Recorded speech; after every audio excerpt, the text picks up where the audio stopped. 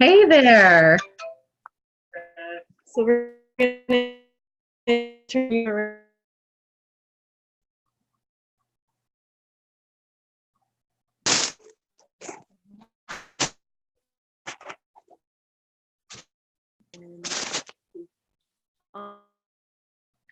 Joining us tomorrow or Sunday. A lot of notes for our training manual for teachers. Thank you. Yay. I hear Isa.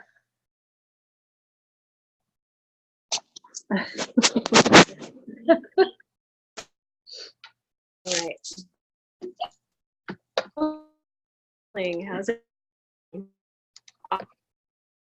As you're preparing for any emotion, this is okay. Crazy shit will happen. Even just getting here on the day of initiation, stuff can.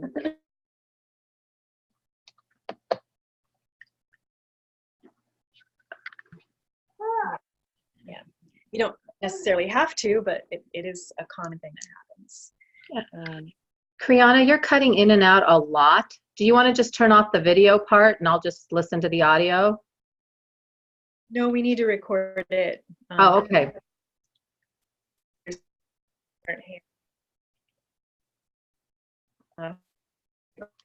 It's fine. I'm going to go to another room. So we'll be recording. Okay, Maka's going to turn the Wi-Fi booster on. Okay. Thank you, Maka.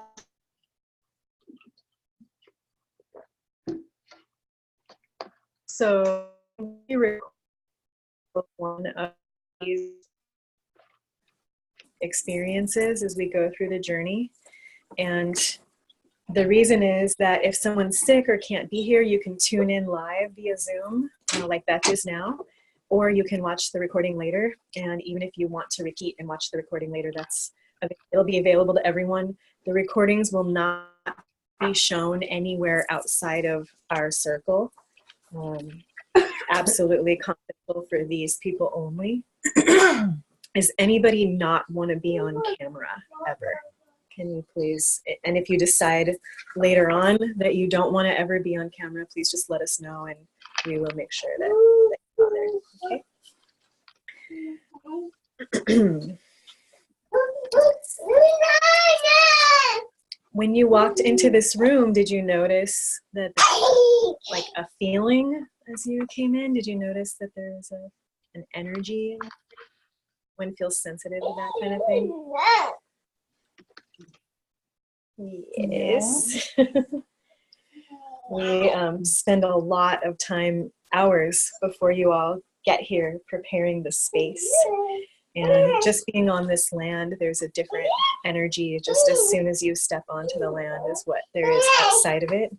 And we drew over 1,000 pentagrams, creating walls of light around this space, and all the spaces that you'll be in are protected with wall pentagrams. So you know that that's what you're sitting in right now. And then there's an opportunity we get to invoke frequencies to fill the space with whatever we want.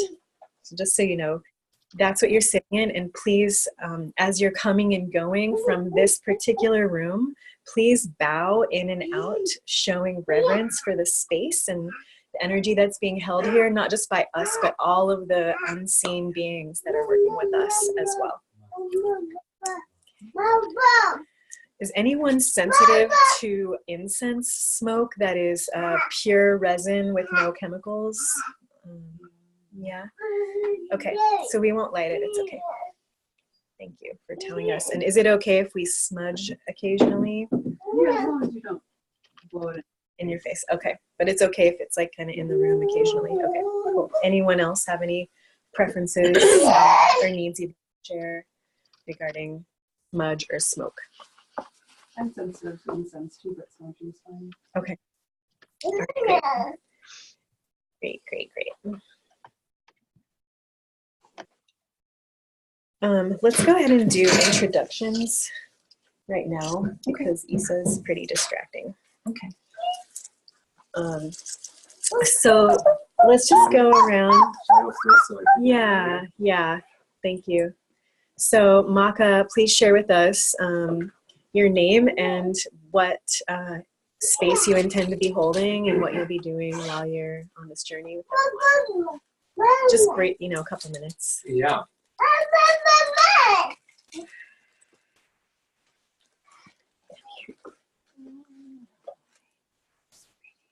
What's the first question? Who are you? My name's Maka Das Lumen. I was born and raised in Chicago. I moved to Portland 4.5 years ago and been out here with my family in the woods for about a year.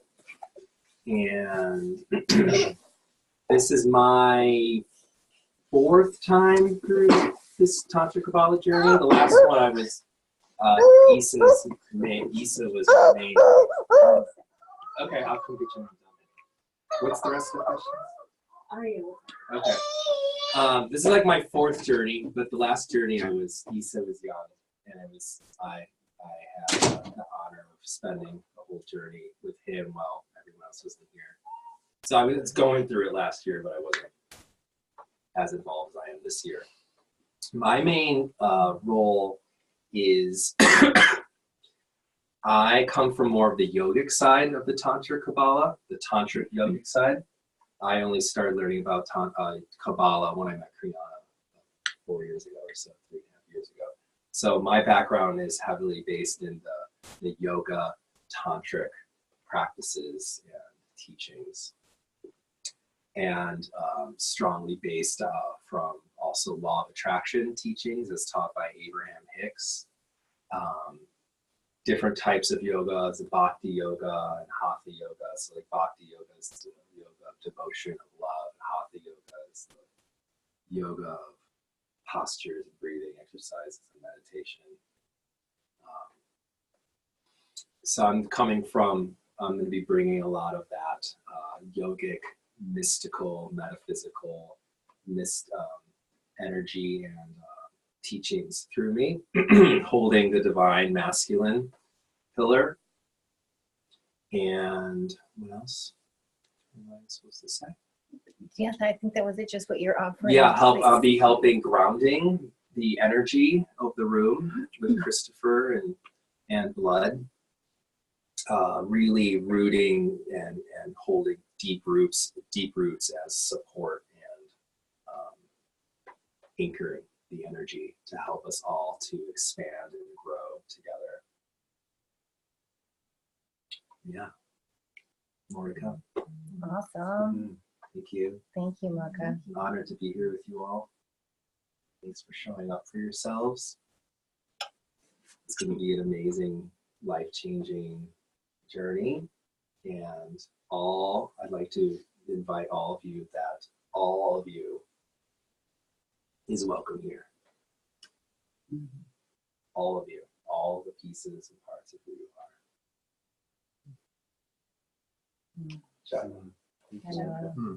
Thank you, Maka. All right, I'll see you later.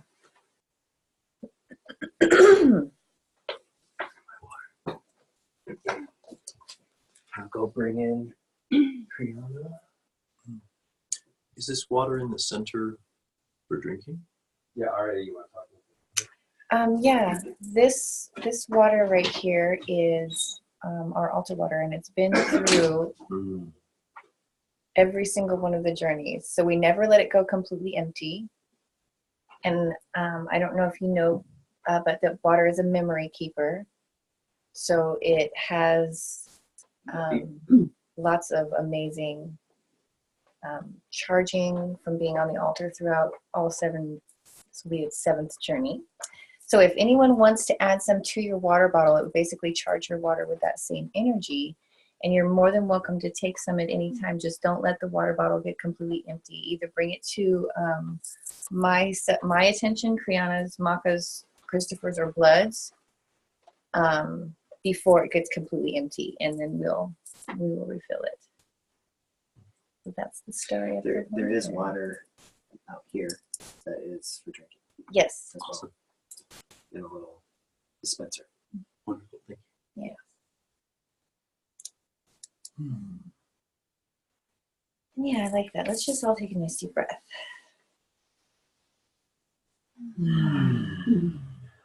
Yeah. Just really, really allow all of yourself to come into the room.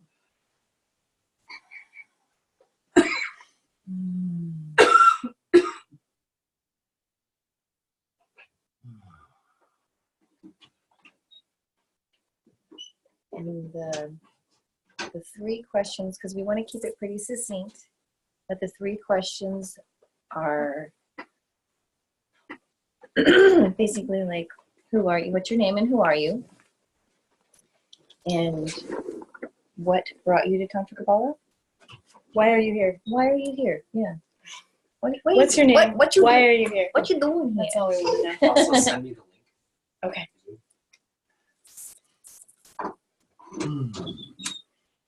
So we can either go popcorn style or we can go in a circle. Let's just go in a circle. Okay. Great. Would you like to tell us a little bit about yourself? In the back. And I'm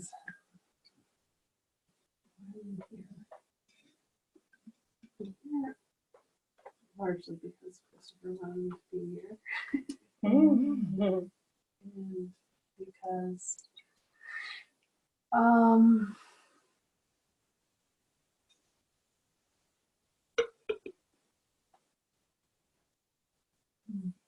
there's a lot shifting in my life, a lot of opening happening, and I have a lot of fear, and the needing to be in safe containers to explore and learn how to support myself. And,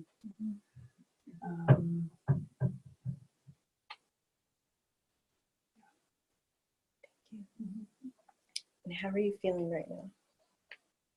emotional.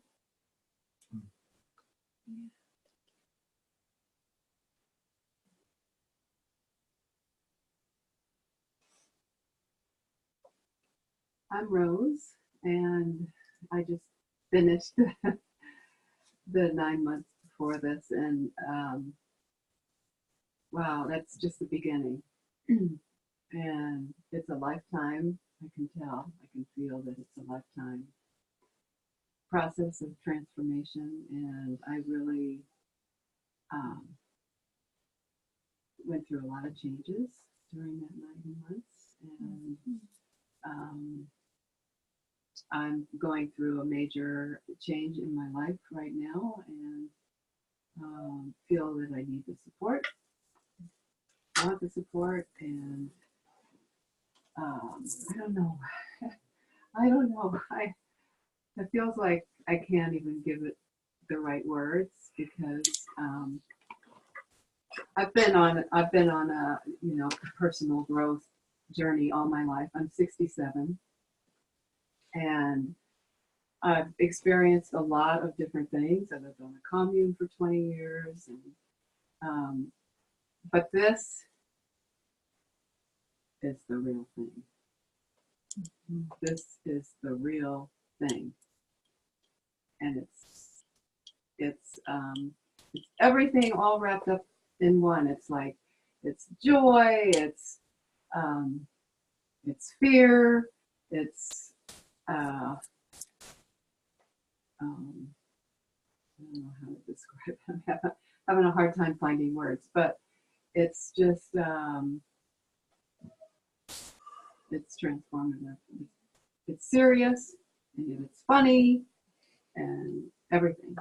So I'm really, really happy to be here and to meet new people and to share this experience with you all. Thank you, Rose. And how are you feeling right now? I'm feeling pretty darn good. Yeah, I'm feeling really good. Surprisingly, because there's some major changes happening in my life that are sad, make me sad, but I'm feeling really good. Yes. Thank you.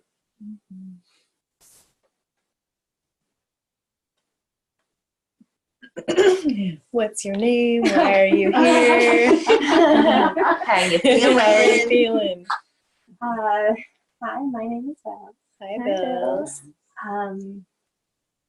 Why? Why am I here? Mm-hmm. I did the Tantra Kabbalah, the last Tantra Kabbalah trip, and I didn't get to attend the last session, and I wanted to do it again for completion, but also it had been so beneficial to me, even though it didn't always feel like it the first time. And like it was just like churning up so much stuff. It was kind of like if you think of like the rough bark of like a pine tree, it's like all this like gnarled stuff before you even get to like the trunk. And so I feel like I just peeled that back. I'm like, okay, there's still so much more. So I'm looking to get a little bit deeper this time and really just keep going through the refining process and meeting more wonderful people. It was really so wonderful last time to meet such amazing, caring, beautiful people. Thank you. And how are you feeling? I'm feeling pretty good. It's been a rough week, but I'm relieved to get here. And I almost gave up right before I got here. I drove to the house, nobody was there, and I was like, well, okay, I'll go to Kriana's and see if anybody's there. Oh. Good. Thank you. Glad you made it. It's a long way to come to just turn around. Yeah. As well as I just drove to Rio 2 weeks ago. So. Oh, yeah. Thank you. I'm glad to see you again. Okay. My name is Kai. I'm here because my good friend Paul, he did it last time and encouraged me to come. I don't quite know what to expect. I'm a novice when it comes to the metaphysical and don't know a whole lot about it, so I'm here to learn and to just experience the journey with all of you. And I'm excited. I feel really good. The room has got a lot of energy. That's for sure. Yeah, feeling good. Awesome. Feeling good. Thank you.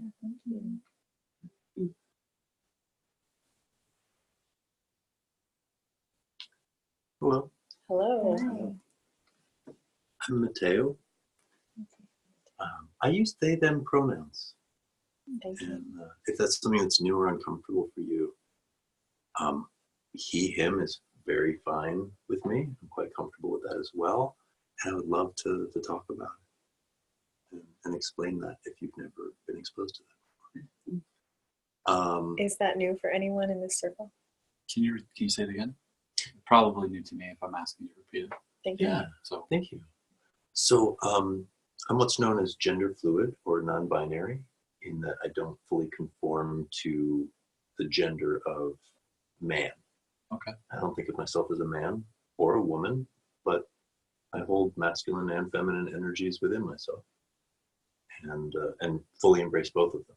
Okay. And so I appreciate that being recognized with they, them pronouns instead of using he and him. Okay. Thank you. Yeah. That's something I've only embraced relatively recently. So it's an edge sharing that with any group. I do feel very comfortable in sharing that with this group and this container. And it's not something I've fully learned to be completely out about. You know, I'm very, very comfortable being a white man out in the world and like leaving a lot of my queerness undercover, under wraps in the closet. And that's something that I'm working on. I am here because several of my friends have done it. Leon and Bree and Jillian and Cedar. And so I've been hearing about it for years, and I have been exploring the world of Tantra recently. And so this seemed like a really good way to ground in a knowledge of that, as well as integrating the Kabbalah side, which I've been exposed to but haven't really investigated. So I'm interested in that. Awesome.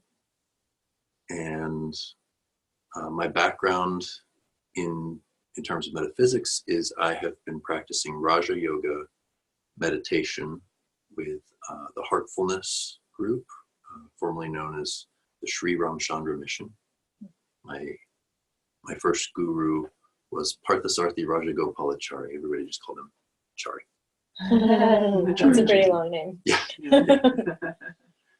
And I started that in 2000. So it's been almost 20 years. And it's been an incredible journey, and I am starting to branch out in order to learn about other systems and other ways of viewing the world, other ways of developing character and aligning the system with energies of the universe. So How are you feeling? yeah, I'm noticing like a little bit of pain in my kidneys, lower back kidney area. I feel mostly present. I certainly feel quite at home in the temple vibe, and certainly very much at home with devotees of Amma. I have many friends that are devotees, and I am feeling curious. Nice. Thank you. I just want to presence that Paul and Valerie will be joining us on Sunday. They're in Chicago at a jewelry show right now, but we are enfolding them in the energy, and they are going to be watching these videos to catch up on the information that has been shared. And then Beth, is she still here? It's a picture of us. I see that. Beth. Yep, I'm still here. Okay. It was weird. We just saw a big picture of us and a little picture of us. Oh, well, that's weird. And there is somebody else on too. Yeah, that's Maka inside. Oh, perfect. So whoever's with Isa inside while we're going through the entire journey will be tuning in on the Zoom so that they can hear what's happening and maybe chime in if they want to say a little something about what's going on. So Beth, do you want to introduce yourself? Yeah, I can do that. My name is Beth, and I've been, oh wow, it's been a lot of years, Kriana. So I did the Tantra Kabbalah journey when it was first came, Tantra Kabbalah journey. It's the processes, the rituals, the things that I've learned being in this energy has shifted and changed my life dramatically. I don't even know where I'd be without it.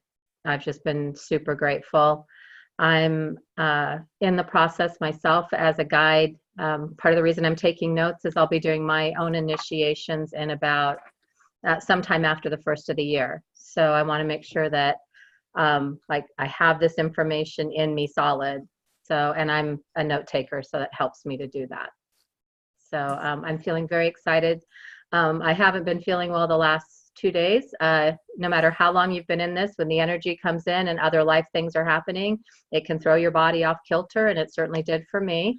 But I have learned I took really good care of myself and took care of myself today, and I'm looking forward to joining you all tomorrow. Thank you. Thank you, Beth. Thank you. Just to clarify, Beth will only be present for this first initiation weekend, and then she will not be joining the rest of the journey.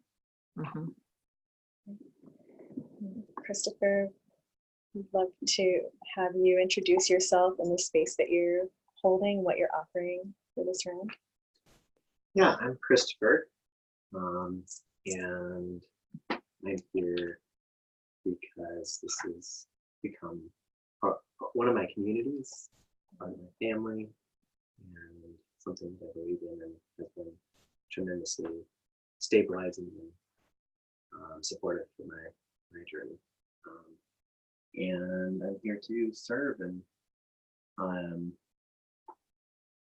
step into a little bit more of a facilitator role this time around. I'll talk about that in a moment. And then also to step in and help keep the group grounded and supported in all the ways that I can.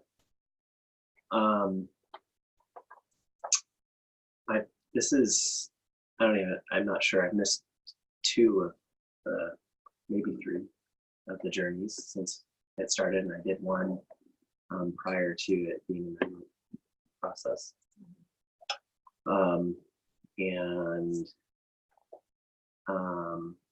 I'm sorry, I've got a migraine, so my brain's a little, especially with the energy, a little spacey today, so I might be a little bit in and out as far as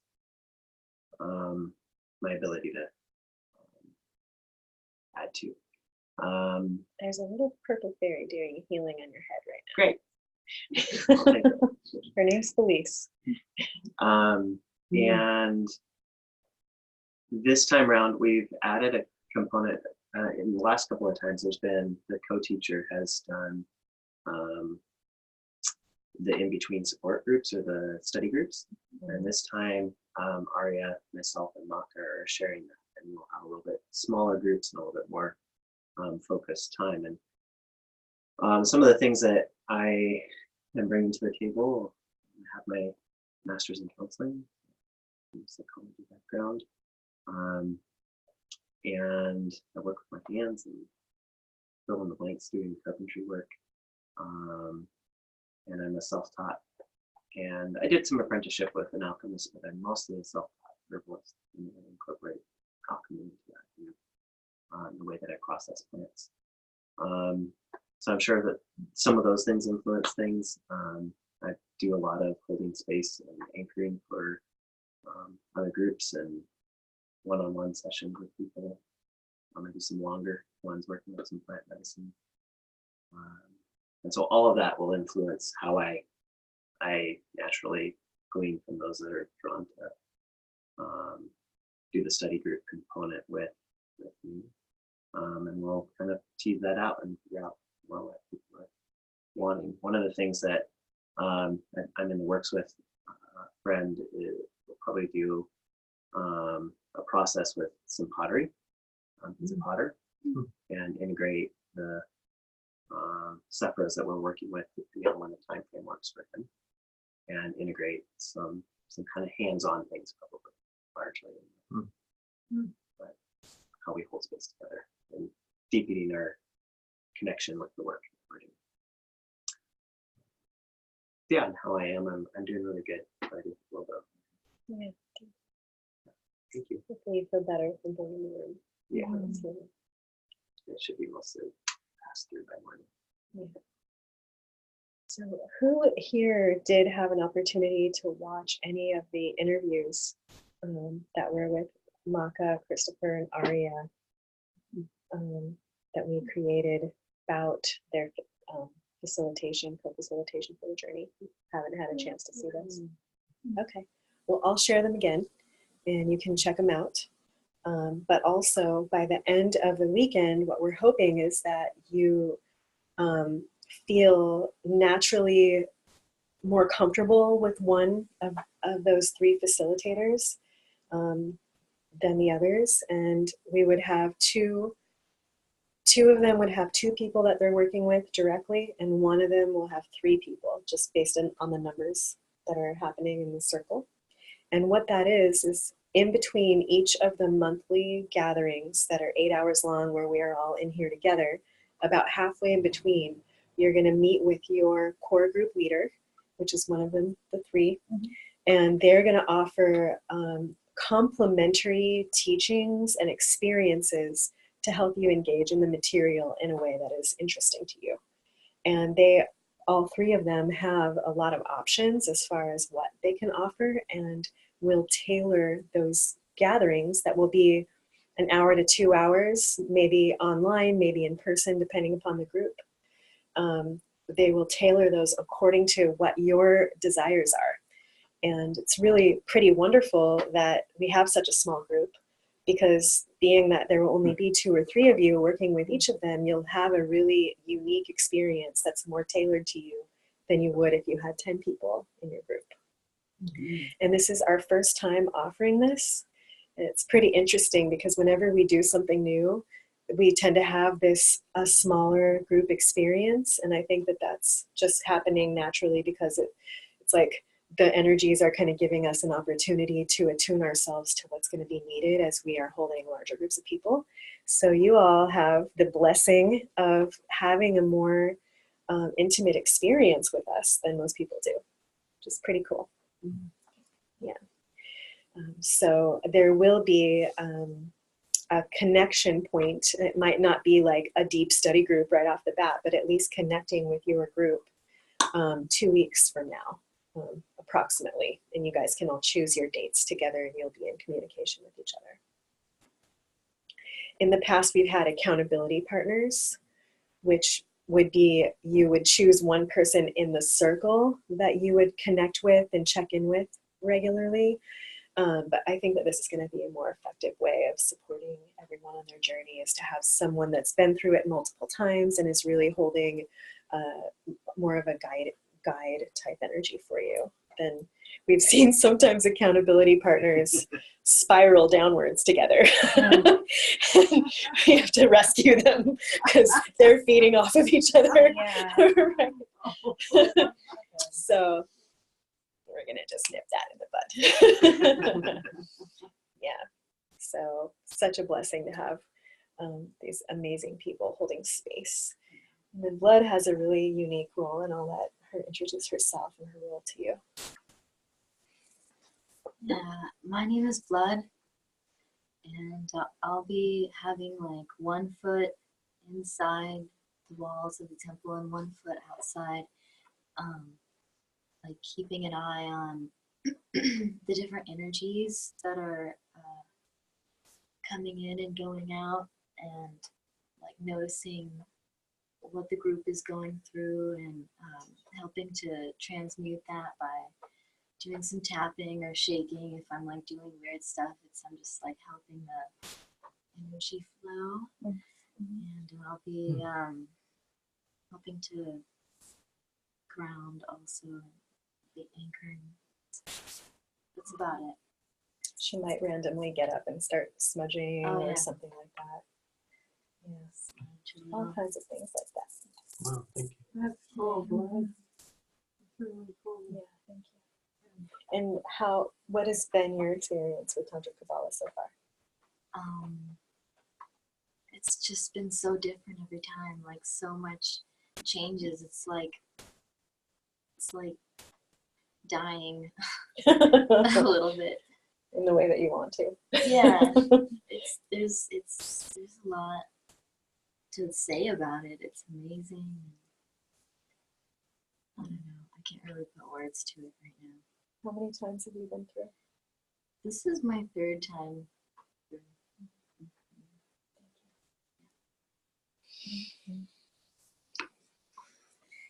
Hi, I'm Aria, and I am apprenticing to guide people through this journey. And this is my 2nd time going through as an apprentice, my 4th time going through the ascension process of the tree. I come from a background, like my childhood was in a very conservative Christian religion. And from there I joined the Navy, which was very regimented. And I really was looking for something to challenge me because I couldn't quite find the answer to like the deep questions that I was asking so far. And from there, there was a lot of stuff that happened in the Navy, but my daughter, Blood, was born in the Navy while I was in the Navy. And shortly thereafter, we came back to the Pacific Northwest. And I became very ill. And I was still seeking God, but I had to have a hysterectomy. So it was like the first time in my life that I was ever like, F off, I don't want to talk to you. We're not friends anymore. But I still felt like I needed the spiritual in my life. So I sought out paganism and played with that for a little while and sought out external numbing mechanisms to cope with life because it was just like exceedingly painful at the time. Okay. I would like you to be specific about that if you're. Oh yes, About I what was. that was. Yeah, it was. I was on significant amount of narcotic pain medication. I was in pain management therapy. I have fibromyalgia and some other fun things that I was having a difficult time integrating into, like accepting. And then I chose to counteract the down, like I can't do anything because I'm so medicated feeling. I was like, okay, well, let's try this methamphetamine thing. And I was on methamphetamines, addicted heavily for about 18 months. And then I got arrested, thank God, saved my life. I did not say this at the time. It was, one of those painful initiations you go through where you're like, what the? You get on the other side and you're like, thank you, God. And I got sober, obviously, and started to actually seek out ways to control myself, my life, understand who I was in a physical body. And it started with like getting sober in the 12 steps and really going from my focus on everything out here is what's my problem to like everything in here is what's my problem, which was like so empowering because I can fix what's in here. Mm-hmm.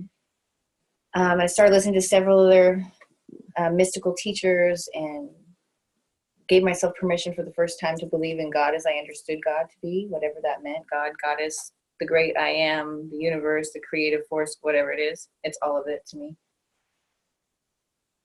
And through a few more years of just kind of floating around in that place, I was welcomed into the 40 days dedicated to divinity and through Torrent Collective. And it was the first time in my life that I was like, I'm worth this. I'm going to take and invest in myself simply because I'm worth it. And about 10 days in, I knew that I was going to take the Tantra Kabbalah journey. And it's been exceedingly life-changing in every way. It touches every aspect of spiritual experience that I've been looking for, whether it's the mental, juicy, let me chew on the language and the history, or the physical, I can feel and be safe in a human body for the first time in my life, or the energetic where I can hold space now and I can perceive and I can allow my intuition to flow. It's transformative in every way. And like Rose said, it's a lifetime. Once I started, that was it. I was never going to stop. And I wanted to be able to share this with as many people as possible. So I have a background in Tai Chi, ecstatic awakening meditation. I'm a kid at heart. I love to play. And creativity is really like massively important to me. So you're an amazing artist. Thank you. Yes, I am an amazing artist. I really am. And so if you choose to travel with me, we will be touching on those areas and bringing that in to enrich the journey even more. I'm also an avid gardener. I don't know as much as I'd like to about like how to medicinally use anything, but like if you want to know how to grow some stuff, call me. Mm-hmm. And yeah, I like to play. So we're going to have fun. There's going to be a lot of laughing and giggling and crying because we get real. Like my auntie calls it liquid emotions, and we will be going deep. I like to play in the deep water. Thank you. Thank all of you for being here very much. I'm curious, which of the two of you came to this first? I did. Yeah. I think she was already there deeply in the path. Just she came to the school after my first journey. I think she might have seen like some changes in me and was like, oh, what's going on over there? I could be projecting, but I kind of feel like that might be a little bit accurate.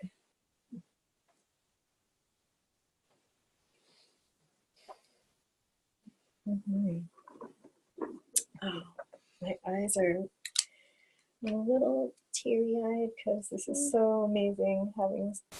It was just me by myself for so long, and now it's not. It just feels so good. Yeah. I have been getting myself like actively to this moment for just a little over 20 years. when I was 12, I felt like, I think I know some things that the people around me don't really know, or they're not letting on that they know. And I think that everyone around me is like pretty much an idiot. I do not know what's up. And I think I'm going to have to figure it out and go on my own journey. I was raised in a very Christian household, and the life that I started out with, that I was given, was pretty much a living hell. My family was broken and dysfunctional and abusive, and I was emotionally and sexually abused as a child in that environment and not safe. And so I started trying to figure out, I remember when I was 16 saying, "You do not get to have my life. This is my life, and I'm taking it back." And then starting on a journey of reclaiming myself, really, from that literal hell that I was living in. And, you have to have some pretty low experiences to be like, actually, no, this is not how it's going to go down. It's not going to work for me. Yeah. So there was a lot of things that I was knowing and figuring out, but I didn't really get any solid information until I was in college. And when I got my Reiki 1 attunement through a sister circle, like one of the sisters' mother was a Reiki master. And that gave me like a language and a foundation for understanding some things that I really knew and got intuitively. And I was like, okay, this stuff that I believe is actually real. And there's other people who believe it too. And there's like thousands of years old traditions that confirm what I know to be true, which was very, very like fortifying in my system. And from there, I went on to continue to become a Reiki master and a mother around at the same time. And during my second Reiki attunement class that I was offering, I had a dream where like a beautiful being came to me and said, "If you keep teaching, you will always have everything you need." And I was like, okay, I know what my path is now. That resonates really deeply with me. I'm just going to keep teaching. So here I am. That was about 20 years ago that happened. So I'm going to jump forward to about 2005. I was introduced to the mystery school and Neo-Western Tantra at exactly the same time through exactly the same people. And I thought I was getting this Tantra training, but when the people showed up, they cast a circle and did these rituals to set the room. And I was like, I don't know what you just did, but I want to know how to do that, because that was really powerful. I could really feel what they were doing. So I learned about the mystery tradition and Tantra at the same time. So it totally makes sense that I would merge them together. I remember actually having the idea for Tantra Kabbalah. It was during a particularly amazing orgasm. I was like, aha, I have it. I'm going to do this thing and I'm going to merge these things together. And of course it makes sense because the spheres on the tree are totally aligned with the 7 chakras and the teachings go together. And wow, this is so awesome. And that was in 2013 that this was birthed. And it has become like the main thing that I've been focusing my attention on, because part of that idea was that the Kabbalah teachings, it's pretty much a map for how to be a human. And it encompasses everything about life can fit into the tree in a way that makes sense. So you can see how things relate to each other and what things have to be in balance with each other in order to find balance within us. And I kind of knew that doing anything with Kabbalah would be like a winning thing as long as it was held well and done well. I'm pretty good at holding space, I think, and taking good care of myself in a circle. So, so here we are. And what I offer on this journey is everything that I know and everything that I don't know, because there's going to be questions that will come up that I won't even have ever thought of the answer until the answer is being channeled through us. And not just me, but all of us. And my intention here is not to sit up here telling you what to believe and what to think, but to sit up here in a circle with you as we learn together and discover together. And for all of us to feel really empowered as individuals. And I do my best to show up modeling the things that are being taught. And sometimes, you know, you might see me like get thrown off a little bit, and then you'll see me apply the teachings and see like what walking our talk looks like. And my hope is that I can model that as a form of mastery, and that when I do get thrown off, that I throw myself right back into alignment as quickly as possible, as soon as I realize it. And that's really the point of all of this, because we are humans and we do have stuff that goes down. And the point to having a system like this is to use it, and we all get to learn how to use it together. That's what I have to offer. I've done this work for a really long time, and I really love it, and it has transformed my life. It did help me repattern things that were going on. Like, for example, I was trained to be an enabler of addicts, and I found myself being in relationship after relationship with addicts, not even knowing they were addicts when I first got into the relationship. And I had to unwind myself from that, and I did it. And also, this home that I live in is nicer than any place that I lived when I was a kid. And the things that I get to have in my life, the people that I get to have in my life, my relationships with my family, is all stellar as a result of these practices. And that's why I love sharing them with people, because they really work. And they really help us transform those things that we want to transform, if we're dedicated and diligent and we take responsibility for ourselves. So that's what we're going to do together. Yeah. I am complete with my check-in, and we're going to back up a little bit in our outline because we jumped ahead, not realizing we've never had Isa in the beginning like that, and didn't know what that would be like. And as he gets older, he gets more animated, which is wonderful and distracting. It's a good moment for a bathroom break. Yeah, thank you for asking. Yes, if ever we are going too long and you need a bathroom break, just let us know. Let's do it now. Yeah, thank you. And there's water just out here too. And you're welcome. That's the water that we have is fresh mountain spring water, like straight off the mountain, full of minerals, and it's not treated at all. There's no chlorine or fluoride or anything in it. So fill your cups every time you come. Bring jugs if you want to. We don't even pay for it. It's great. Yeah. Wow. And I did a brief explanation. Me too. The temple water. Okay, Yeah. great.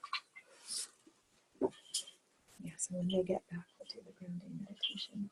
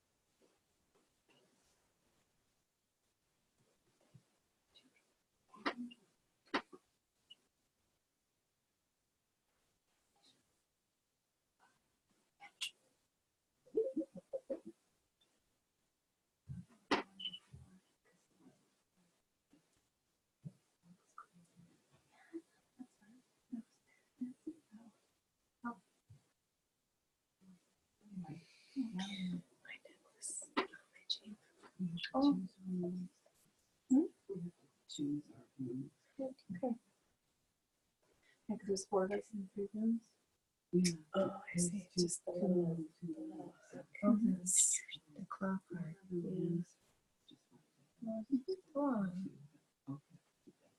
No, it just got pulled because Isa yanks on this all the time, so that makes sense. Right. I think I need a stronger class.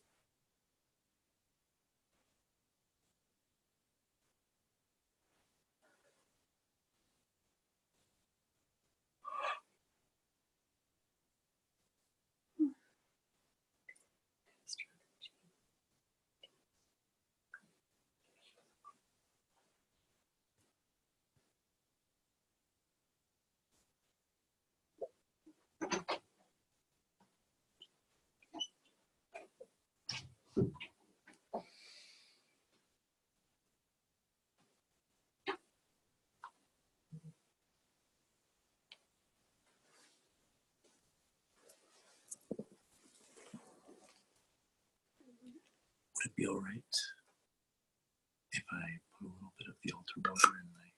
Yes, yes. So all you need is a little bit. And the only thing we need to do is make sure that that jug never gets completely emptied. Okay. Also, if you brought any altar items, you're welcome to put them on the altar, around the altar. Is now a good time for that? Yeah. Okay. I was gonna say something else, but I can't remember what it is now. Oh, we have, where, do you know where it was? Certificate and active? It was on. I was gonna say, Do you know where it is? It's somewhere. I could pick it up when we're done. Yeah. Get it to her. Begins over.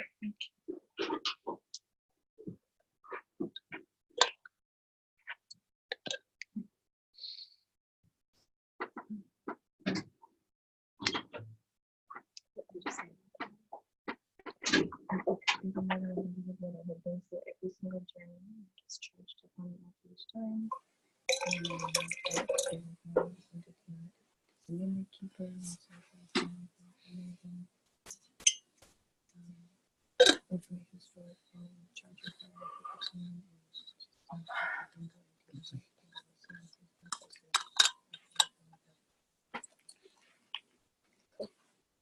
The rest of the pieces I've brought, I was just thinking I would lay out intuitionally, but I thought I would seek your guidance as to where this might go.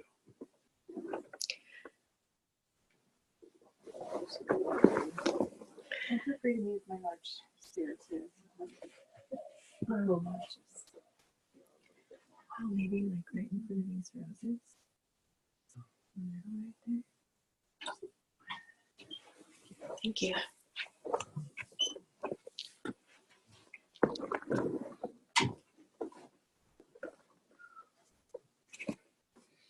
Asa wants to come in here so bad. He's like, it's just so cool in there. He'll be teaching us. Right, by the time he's 8. Maybe. Huh. Master Asa. There you go. It's true. I mean, before he could walk or crawl, he's like a yoga master. I'm not even kidding you. He would go from downward dog to what's the one where his head and arms and legs would be up? I forget what that's called. I don't know, I'm not asked. To whatever that like looks like a boat, okay, like that. To plank. I mean, this kid could plank like a champ. Oh my gosh. I was like, Auntie needs to get busy because I cannot plank like anything like that. Oh my gosh. Outstanding. Oh yeah, and he'd do cobra too because he'd go. I swear, he knew his daddy was a yoga master before he arrived on planet. Learned in vitro. Yes. Epigenetics. Yeah.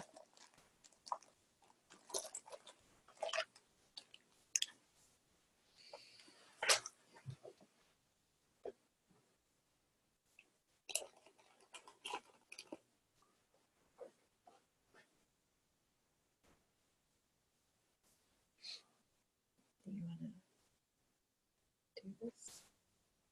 Sure, yeah. I was just actually reading it for I was just going to ask you, am I doing Sure. meditation? Are you doing meditation? Yeah, let's do this first. Okay.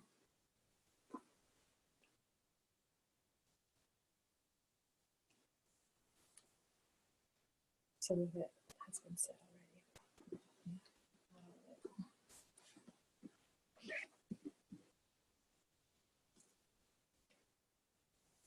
Oh, we're all back. I keep feeling like there's more people, right? Yeah. Oh, that's right. I was trying to pause because I was like, okay, we're missing someone. There are two more people in Maka, but That's like, I know we're that's used to where it's having a getting lot the- more people in this Every room. time people leave, it feels like half of it. I know. Yeah. Yeah. It does feel that way. All right, go for it. Okay, well, your personal guides and guardians have done an amazing job of getting you here so far. I just want to honor them and thank them for, Doing your job. yes, and yeah, of, like giving you the fortitude to show up for yourself. And it's because totally no accident that you're here at this time in this moment, and that every single one of us as a group, as a unit, creating this synergy together is very purposeful and meaningful to the universe, and no accident by far. Our higher selves knew what they were doing in forming this circle in this way, in this moment, with these exact people. Exactly. And we're going to be speaking, we're going to be using the energy of unconditional love, and the Christ consciousness is that which we speak to. And I just want to presence that might, if anybody's had a religious background, that might trigger if we use the word Jesus or Yeshua or Mary Magdalene or the Mother Mary, any of those particular deities, that might bring some stuff up for you, and that's completely welcome in the room. And I invite you to, like, now to allow yourself to trust as much as possible and let that come into the room and be seen and witnessed. When Christ is an office, it's a consciousness of unconditional love. That's Right. what we're referring to. And some of you have talked to you about that already with the cord cuttings. But anyone have a religious background and have it? Did those words trigger you at all? No. Okay. Thank you. Some people have some stuff to heal around that. Also, I want to say that part of what's happening this weekend is the teaching, but more than the teaching is the energy that's coming in. Because while you're sitting in the room, the master beings that we're working with are going to be working on your energy body and making some energetic shifts and healings on you and with you. And, you might have some experiences of getting really cold or really hot or feeling really sleepy or agitated or nauseous or headaches or any of these things. We've even had students throw up from the nausea that they experience from the shifts. So just know that that's all normal and a part of this process. If you have any experiences like that, take good care of yourself, work with your layers, drink lots of water. If you get really tired and sleepy, you're full permission to stand up and move around. You don't have to stay seated the whole time. Just don't fall asleep. If you start falling asleep, we'll pinch you. Draw a mustache on your face. Yeah. Unless you have one already. Do something else fun and delicious. Yes. Yeah, so more than what we're saying is the energy that's happening for you, the shifts that are happening in your frequency.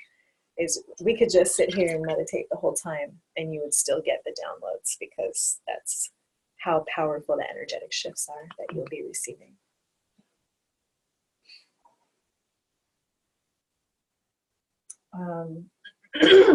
There's a lot of information that we'll be covering. So from time to time, we might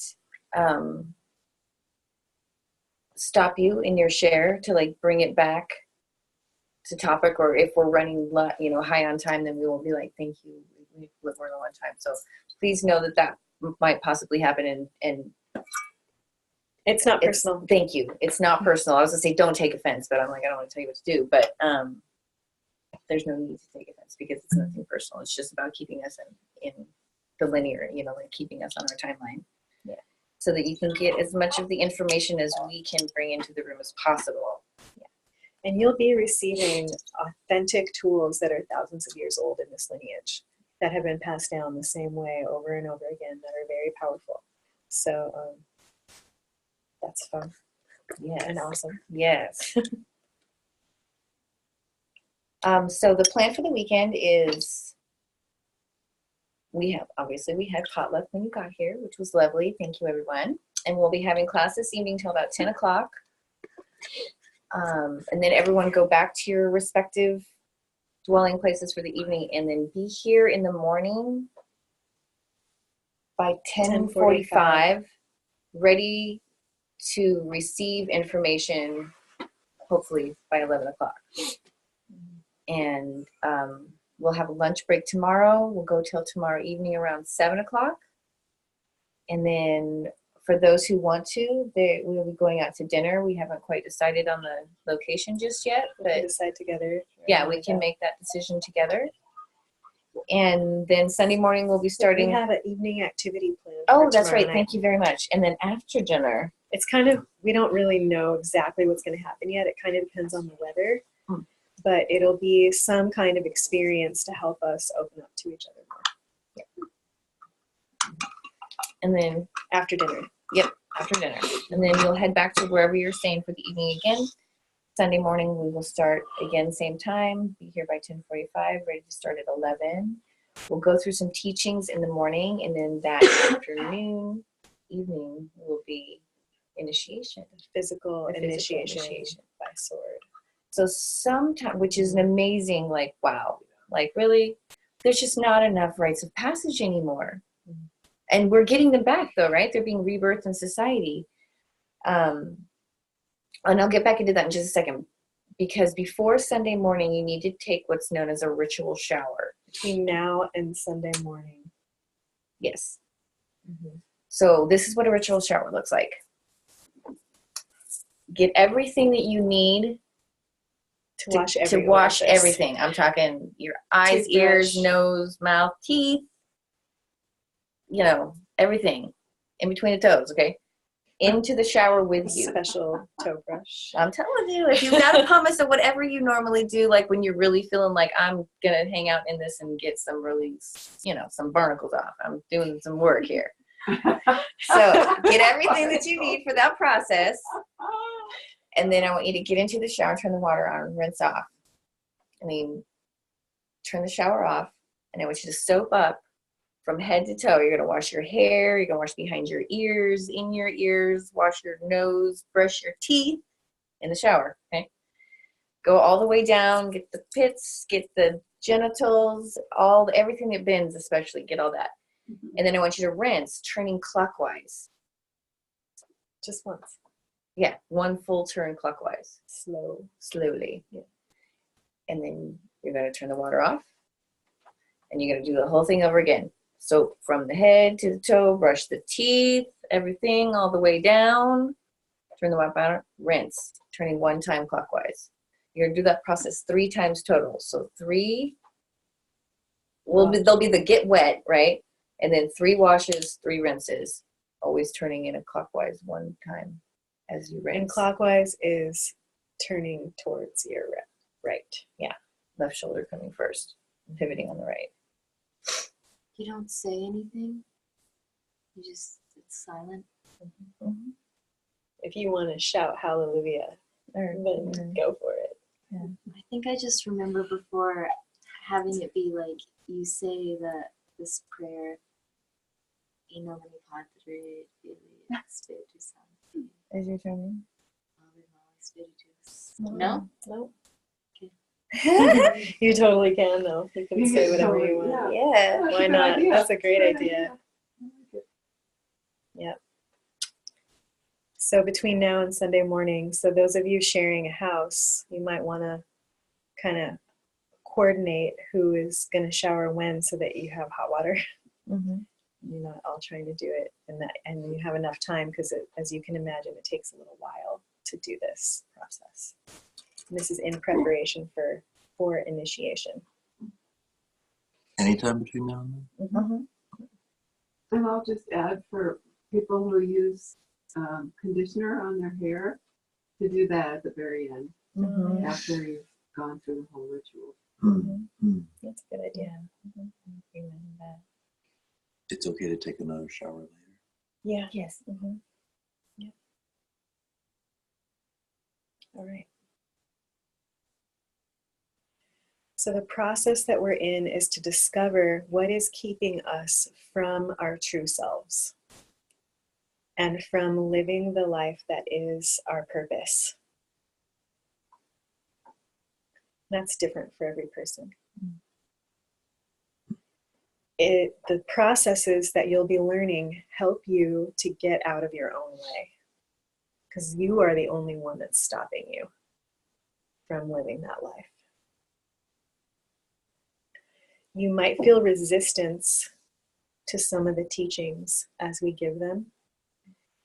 And it's very important to come from the perspective of a beginner's mind, and from the perspective that, like, just a fresh, open mind, that emptying the cup, and we'll do a ritual around this as well, emptying your cup, that new information can come in. Because if you come in thinking that you already know what is going to show up, or you already have opinions about what we're going to share with you, then there isn't any room for new information to come in. So, as you've heard a lot of us say, these processes really work. So sometimes when the information comes in, it's the part of you that is the negative ego that wants to stay in those old patterns, that is telling you, oh, you don't have to do that, or this teaching, you don't have to believe that. What did she just say? Yeah. That's gonna, like, that one came up for me first time too. I was like, what did she just? And then upon reflection.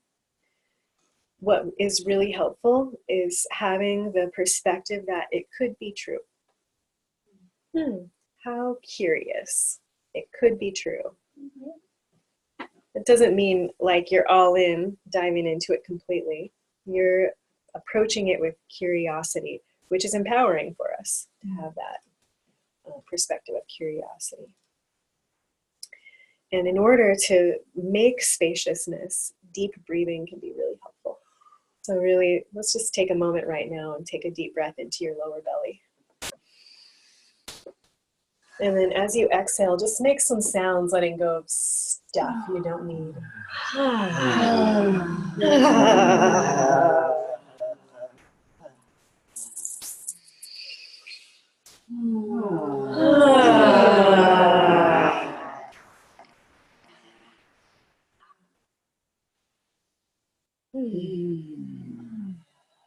One thing that will help us a lot to grow as individuals and to have a really nice group synergy is when we talk about something that you either don't understand, or if you don't get or don't agree with it, that we agree to talk about it.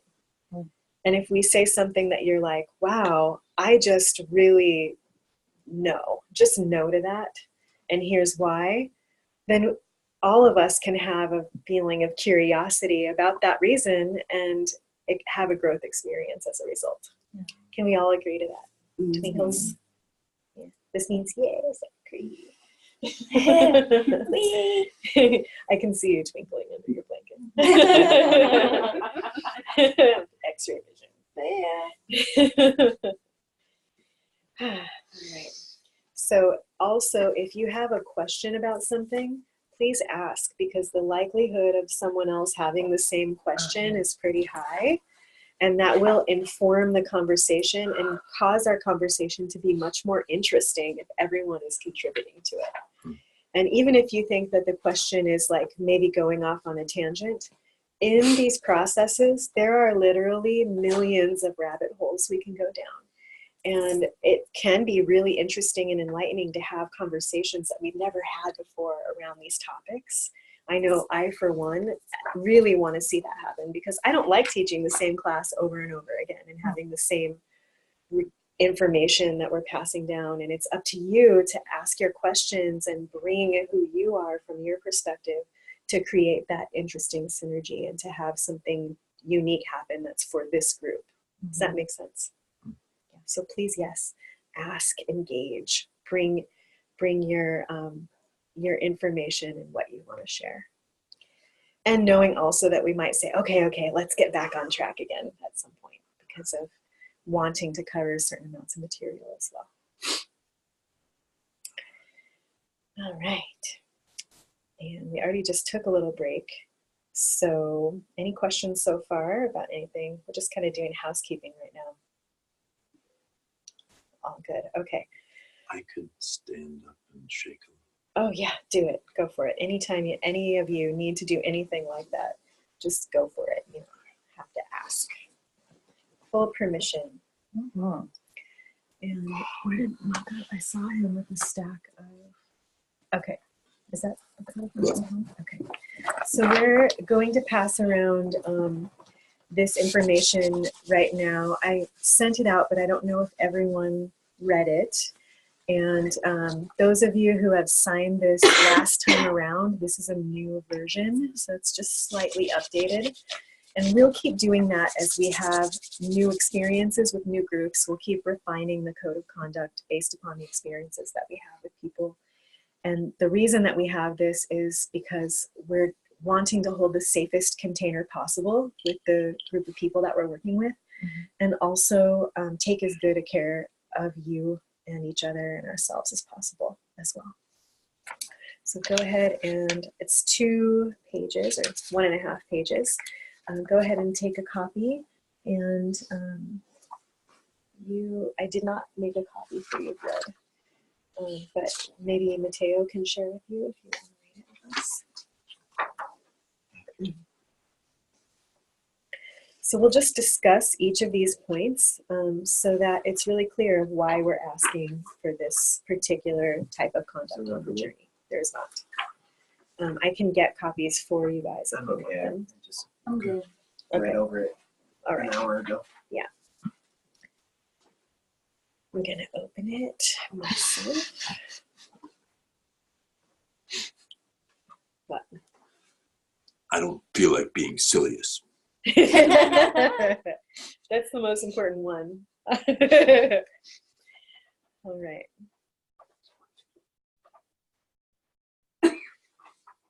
So let's just take turns reading. I'll read the opening paragraph, and then we'll go this way and start with one, and we can each read them and discuss as needed. So, Code of Conduct for Tantric Kabbalah. As part of my participation in the Tantric Kabbalah journey sponsored by Torn Collective, I agree to abide by the following Code of Conduct. I understand that violating this Code of Conduct may result in being asked to leave the group. And we say may because it just depends on the circumstances, honestly. If it's like a very serious intentional breach of this code that is causing harm to other people or great harm to yourself, that's what we mean by you might be asked to leave. Okay. It doesn't mean that if you don't do one of these things, or if you do one of the things we're saying not to do, that you'll be kicked out. That's not what we're saying here, just to be very clear. Would you say a little bit more about the process of being asked to leave and what that would entail? Yeah, it's actually included at the end of this, and so we'll get there. Okay. Yeah, go ahead. All right, so I agree to, number 1, keep this agreement to the best of my ability. Can everyone twinkle to that? Yep. Great.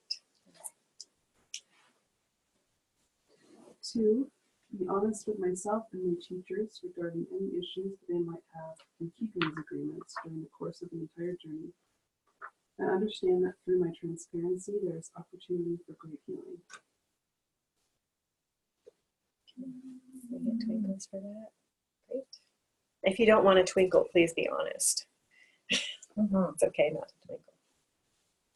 Bring a willingness to fully participate, being vulnerable, receptive, authentic, and to express any strong feelings with compassion and respect. Yeah. So what does that look like to express strong feelings with compassion and respect. I recognize that there might be some people that don't even know how to do that because of the examples that are given in our culture. What do you think we mean by that? Checking in with myself first before I express a concern or something that's bothering me, or the fact that I'm experiencing something strongly, and figuring it out. Like, what am I feeling? What are my needs? What would I like to be different? Thank you. Yeah, that's definitely the first step to that, for sure. Then what would that expression look like? Well, it's also taking responsibility for what you're feeling and not putting the blame on other people, and not directing, like you say, if you're angry, not directing that at somebody else and blaming them for your anger. Because we are responsible for our own feelings. Like using expression that is like, I'm feeling this way because of something you said, not you are a piece of shit because of what you just said. Right. That would be disrespectful. And not, I am feeling like You you're a did total this. bitch. Right. Definitely not that. Yeah, That's not a feeling. That's not what you're talking exactly. Yeah. I don't have any concerns about this one with this group, but just to be clear on what that means. And if you want help learning ways to communicate compassionately, there's some really amazing tools that we can direct you towards. One of them being Marshall Rosenberg. I can't ever remember if it's Rosenthal or Rosenberg. Rosenberg's work, the nonviolent communication material, is pretty amazing if you're not familiar with that already. Okay, number 4. Help create the safest container possible. I acknowledge that it is always inappropriate to take advantage of another's vulnerability. Okay. Yes. So this one is a new one because of an experience that we had recently. And this is because we're all agreeing to be really open and vulnerable and transparent in the space. It's also really important for us to make this agreement that once we learn each other's vulnerabilities, we're not going to prey upon each other or, look to like, oh, that person is really not good at drawing boundaries. And so I have this need and I'm going to push my need upon them because I know that they're not going to say no to me. That kind of thing. Can you think of other examples possibly where someone could express a vulnerability where this would apply? Included in that is the tendency often, especially people in this that are drawn to this kind of work, to similarly come to the rescue of someone who's showing a vulnerability. And similarly saying, I trust that you can take care of yourself. And, it just gets messy. Yeah. And not assuming, asking permission. Would you like me to hold space for you? Yeah, it doesn't mean don't offer services or help. It just be clear about that. And there's some resources we can share about that kind of consent in the conversation that takes too. I could imagine somebody sharing that they have struggled with a substance addiction or sex addiction and being really vulnerable about that struggle, and then somebody seeing that as an opportunity to bond and then beginning to take away from the group in exploring those vulnerabilities together. Yeah, we've had a lot of experiences with different students, and we did have one student who took this class a couple of times because they were getting to have intimate experiences with other people and taking advantage of those people kind of on the side, not a part of the group. And when we found out about it, that was actually what inspired the code of conduct to even happen.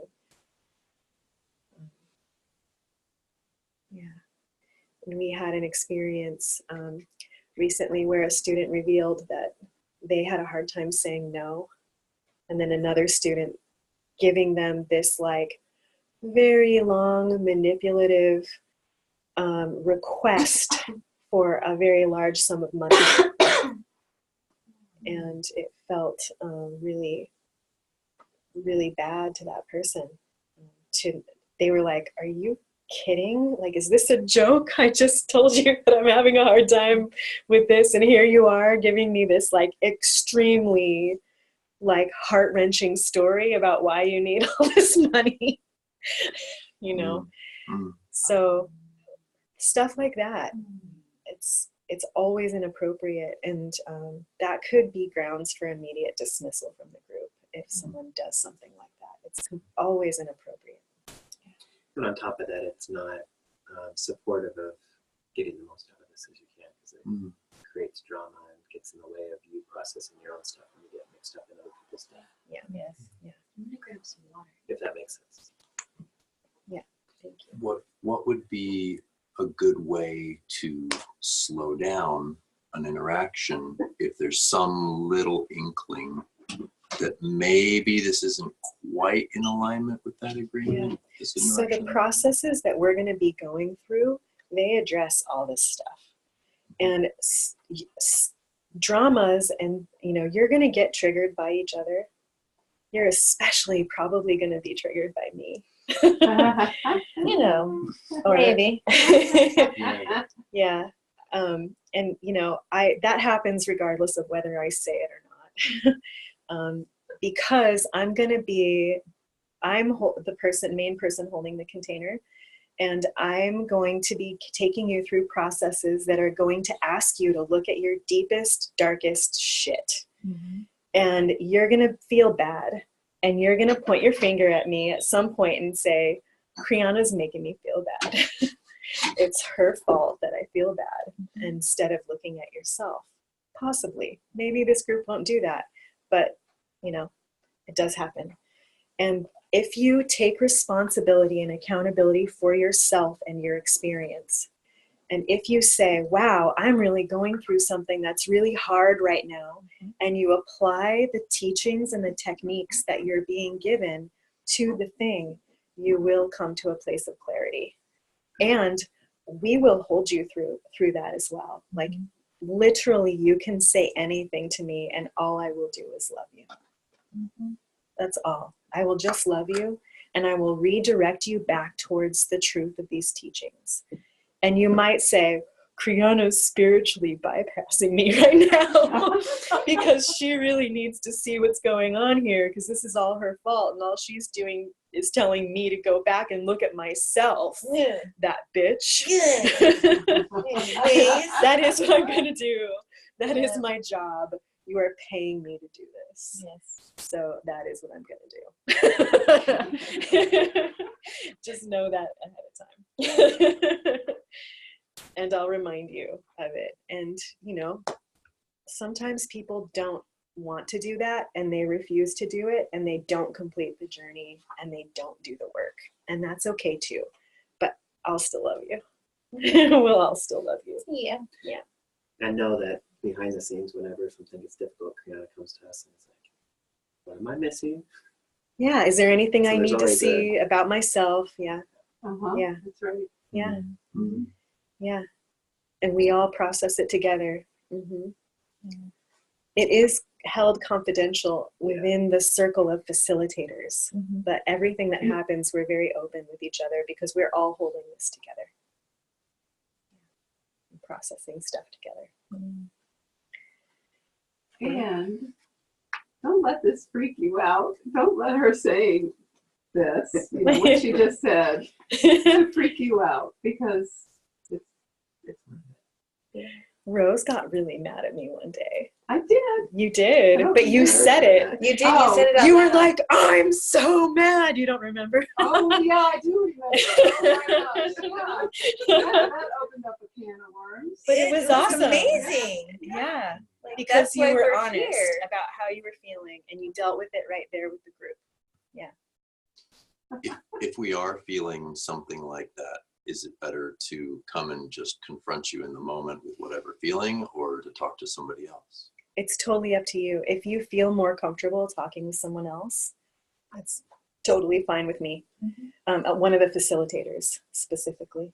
Because like I said, if you talk to another student, sometimes the things that are out of alignment can match in such a way that you just spiral downward together. So please talk to another facilitator.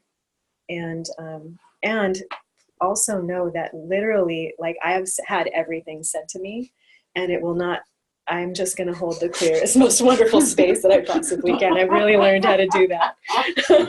Okay, be forewarned, I'm taking that as a personal challenge to find something novel. Hopefully it's silliest, not serious.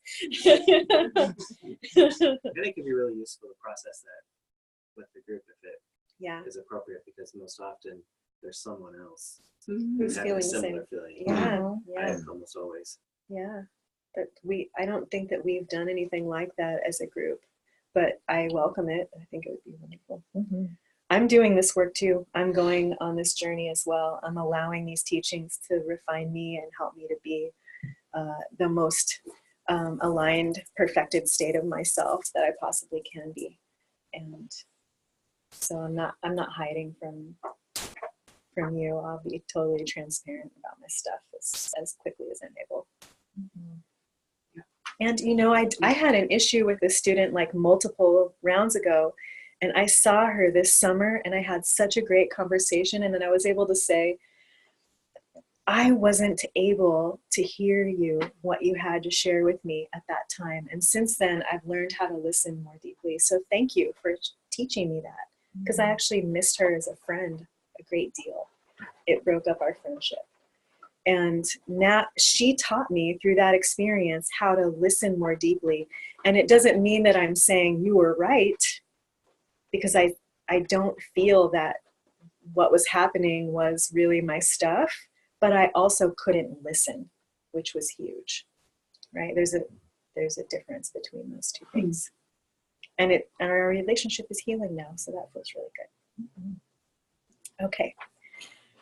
Number 5, I agree to refrain from engaging in sexual intimacy with another student unless I came into the journey already in a relationship with that student. You guys want to twinkle to that? Pretty similar to the one above it. Yeah, messy. it's pretty specific, because things, as Mateo brought up, can get messy when you're engaging in sexual energy and you're trying to go really deep through a process at the same time. It can get very convoluted very quickly. Okay. Number 6, be present at monthly gatherings as much as I'm physically able to do so. If I miss a class, I agree to watch the recording, and if necessary, schedule a makeup class with the master teacher or apprentice for an additional fee. Yeah, so if you can't make it here and we have to spend more, additional time with you, there is a small fee to kind of like catch you up, but also we can work with you and do trades and stuff too. Just want to be really clear about that. And they are recorded. And they are recorded. Yes, yeah. Yeah. So each month we ascend into the new sphere as a group, and we call the person into that circle, even if you're not physically present. We ascend you with us from wherever you are, just so you know that too. Okay. Number 7.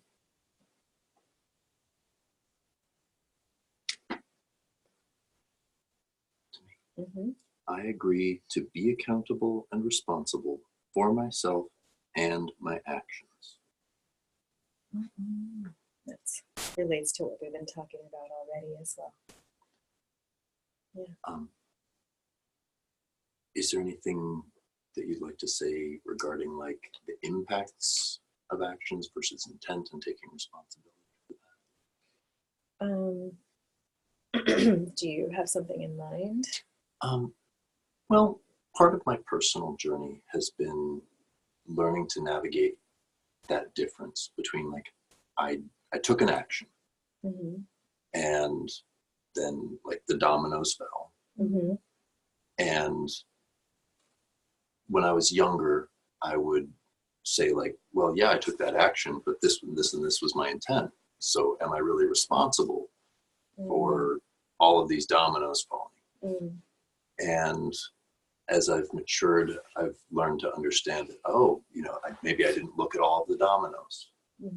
And that, like, whatever that last domino is that fell, that was the impact of my actions. And I haven't quite mastered that capacity of saying, like, yes, I own that impact was caused by my actions, even though my intent wasn't for that to happen.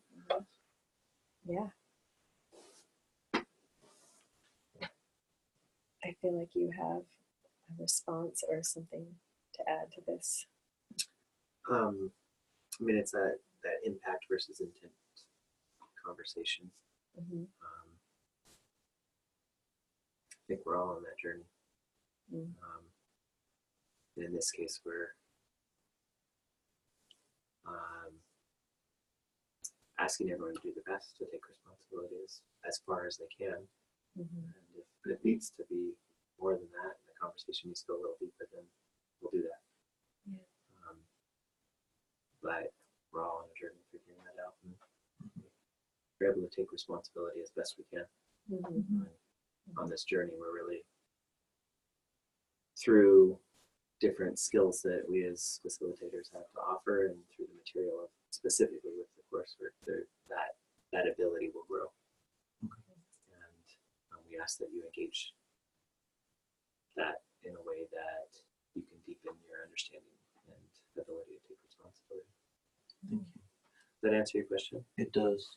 And I just like the presence that it's something that I'm looking for templates for, and that I want to see examples of that. And if there are opportunities for real work that includes that and that can be shown to the group, I would appreciate that. And if there aren't those kinds of opportunities, I would appreciate like some play acting, so I can see those templates in action, like taking responsibility. Thank you. Intention has been spoken, and I envision that opportunities will arise. Agreed.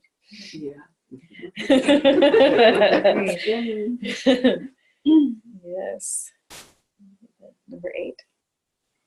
Respect and not discriminate against those students on the journey with me.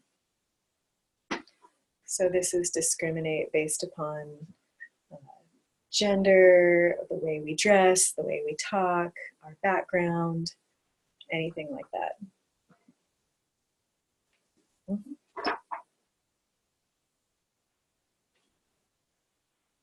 I agree to tolerate other students' points of view and be non-judgmental and patient with myself and others. So this is kind of like a trick one, right? Because we all have a lot of judgments that we are practicing being non-judgmental. And this is more about being aware of our judgments and not projecting them at each other. Maybe we can update this language a little bit to reflect what I'm saying right now. Does that make sense? Could you say that one more time? Yeah, to be aware of when we're judging, to do our best to learn when we are being judgmental, and to see and notice that and choose not to project that judgment, and to choose inclusivity and acceptance instead. Does that make sense? Yeah, twinkles. Great. I agree to enlighten up and bring silliness. We're all on the journey of enlightenment. Yeah. This is a lot of pretty serious stuff that we're talking about here, and also it's really important to have a sense of humor, because otherwise we might cry a lot. And that's okay too. We will cry too. 11, confidentiality. To only share my experience and not the experience of other students. When I see a fellow student outside of class, I will maintain that confidentiality in public settings. If in private, I will ask permission to talk about issues brought up in class. This is really important, because I think that our understanding of confidentiality doesn't necessarily include these two specific statements that are made. Like, if you're gathering with someone, it's really important to ask them, like, hey, do you want to talk about this thing that you brought up? Because bringing it up without asking permission could be really uncomfortable for that person, and it could be the wrong time and place for them. This is a way that we can show respect for each other. Great. Okay. 12. Oh. Yep. Who's next? Step outside my comfort zone and speak up if I tend to be quiet or allow space for others to share if I talk a lot. And I just want to add, in addition to this, that we as a group notice if we tend to talk a lot, to encourage each other, to step back a little bit. And if there is a person that tends not to talk, to encourage that person, hey, I really want to hear you talk more, Bells. Just to call you out a little bit. Yeah. Yeah. Cool. Twinkles. I agree to refrain from using mind mood-altering substances recreationally, such as, but not limited to, cannabis, entheogens, alcohol, or over-the-counter medications unless prescribed for health reasons. So what are we saying here? Is this very clear to everyone? Mateo and I had a conversation about this the other day. Because, do you want to, it's okay for me to share anything? Okay. He was saying that he's not sure where the line is between recreation and medicine, if the cannabis is a sacrament or if it's recreational, because it's happening with friends, and how to differentiate between one and the other. And this really is about you being honest with yourself. And for us, these substances deserve great amounts of respect because they're so powerful. And if we're out of alignment with them, it will impede our journey. And if we're going to them instead of doing our work, if we're going to that, even food, if you're stuffing yourself with food instead of doing your work, it's the same thing, right? So this is just about you being really radically honest with yourself and finding your own, yes, I am in right relation with these substances and I am using them for a purpose that is propelling me forward on my journey rather than getting in my way and taking me off course. Does that make sense? Yeah. And also, if you have an issue with a substance, please let us know so that we can support you. We had someone last time around who's an alcoholic and who was really going through it with alcohol, and we didn't kick her out because of that. We're not going to do that. She was being totally honest and transparent and asking for help through the whole thing, and really using this to help her with that substance in particular. And that's part of what this journey can do for you. Okay. Thank you. Number 14. Cultivate a personal spiritual practice that I engage in every day. This includes the rituals that I am given and or 15 minutes of seated meditation. So part of your commitment to yourself and the way that you're really going to get the most out of this experience is if you do the practices. You can go through the whole thing and not do the practices, and you'll kind of be taken for a ride that won't go very deep. The more you're present and the more you're learning to be present through meditation and using the rituals to help you through the toughest moments, the more you're going to get out of this experience. And that's for you. This isn't like you're not trying to get an A or a star next to your name from the teacher. This is for you to have your own deep experience that we're asking you to do this. Makes a big difference. It does. Huge. Yes. It does. Even if you can't feel it at first, right? Yeah. Rose couldn't feel the rituals for a long time. Yeah. Right. Yep. It took me halfway through the 9 months before I started feeling them. Yeah, and now you do. Yeah. Now I do. Yes, sir. Yeah. Thank you.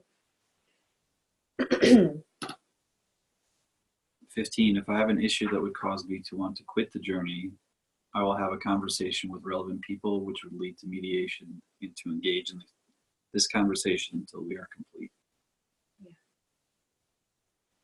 So there was a person on the journey just this last time around who did not follow through on this agreement, and she had to leave the journey because there was an issue that came up, and she said, I have an issue, I'm thinking about quitting the journey, and then just dropped the conversation and refused to continue talking about it. And then later came back and said, you're making mountains out of molehills, this is no big deal, I'm over it, what's your problem? We were like, okay, you're not in a receptive state. We can't work with you, actually. So there's no need for you to be on the journey if you're not allowing us to assist you. And that's the point of this, is when stuff comes up, it's to be transmuted. And that is the point of why we're here. If stuff comes up and you don't address it, and you don't apply the tools or go through the process with us, even if it's hard, then there's no point in you being here. And you're wasting your time and you're wasting our time. Right? And it's going to come up in another situation. Yeah. Again. Oh, yeah. Again, Oh, yeah. And again and again. Until you deal with it. Yeah. Yeah. Yep. And part of this is a request to, if it does come to a point of parting ways, that we can do it on good terms Yeah. and have an understanding and move from there versus just like disappearing Yeah. out of respect for each other. Yeah. And as we journey up the tree, this is a real ascension process. And if we can part ways on good terms, we can drop you back down onto earth into the root energy rather than you dangling up in the branches and feeling ungrounded for a really long time, which would be much better to let us bring you back down from a magical perspective. This seems to address having an issue with a specific person. This one right here? Yeah, this agreement. And no, this is I'm just several. giving an example. Okay. Yeah. This is actually this one is written based upon having many experiences, because stuff is going to come up while you're on the journey, like we've said. And it's really important to see it through so that the energy can be transmuted. If you don't see the whole process through, then you're stuck in that energy. And there's nothing that we can't assist you if you choose not to transmute the energy. We can't assist you. So it's really like, and not only is it a waste of your time and our time, it also degenerates the energy of the group as well. We've seen that in the past, because there's one person that's like this heavy weight that everyone's trying to drag along, that's like kicking and screaming and pushing the whole way through. And we can't do as much as a group when there's a person sitting in the circle that is holding an energy like that. We've had multiple experiences like that. it seems like it would probably even be common. There's a lot of resistance that comes up because, that's the work we're doing. Our negative ego will kick and scream and want to hold on. And like our perspective, the view that we're seeing the world from, we are very attached to it. All of us are. And if something is trying to get you to let go of something that has been like a protection mechanism, has been something that you have felt has kept you safe throughout your life, consciously or unconsciously, it's going to feel terrifying to let that thing go. And like Blood said, it's going to feel like a part of you is dying. And we all want to live. So you're going to kick and scream and fight that death process. That's why we have all these agreements of, I'm going to be vulnerable. I'm going to do my work. I'm going to do my practice. I'm going to take responsibility for myself, because that's what helps to transmute that resistance that comes in. And when we present some of these things for us now when it does come up, and there are some of these that I'm feeling will come up throughout the journey, that it won't be like being blindsided by the energy. Like, we want you to be coming into this journey with eyes wide open and knowing that there are ways to maneuver through if you come to a difficult place. That's why we agree to reach out, and that's why we agree to be authentic, and that's why we agree to have a conversation before just jumping ship. Because not only are we learning to ascend within, we're learning to ascend as a community where we can treat each other with the same genuine love and respect and reverence that we do for the divine.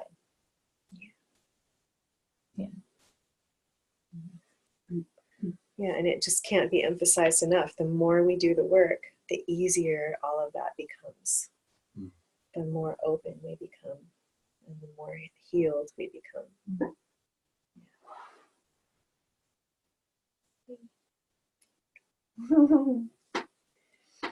And number 16. I agree to complete my payment trade agreement regardless of attendance. That's pretty self-explanatory, yeah. Thank you. I have carefully read and agreed to all of the above statements. I understand that regardless if I complete the entire Tantra Kabbalah journey, I still owe my full payment or trade for the entire journey. That's redundant, right? And like that's what we need to change that too. Okay. So as I saw everyone twinkle to all of these, please sign and date. And if you're thinking about this and you feel like there's something missing, let us know. This is only our second time with this code of conduct, so it's a new thing for us. How are you?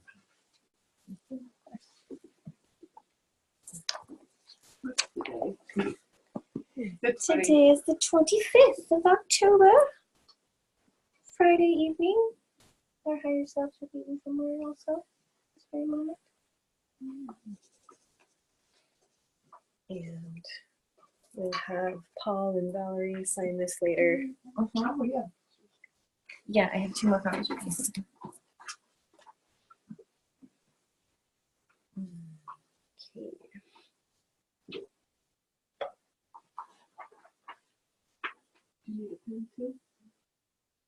Hey, Kriana. Yeah. Issa's pretty upset and tired. Okay. I will be right in. You can do this. And you can do that. And you can do that. Okay, you do that. You can do that. You have an hour, so I'm guessing you might be stopping right around here.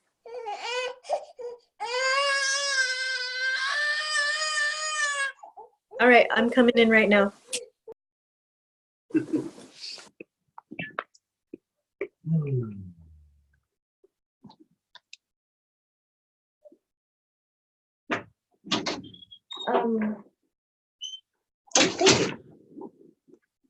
Thank you very much. Christopher, could you get me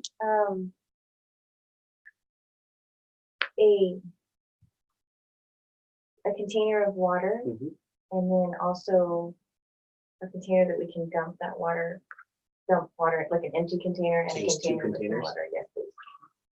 Thank you.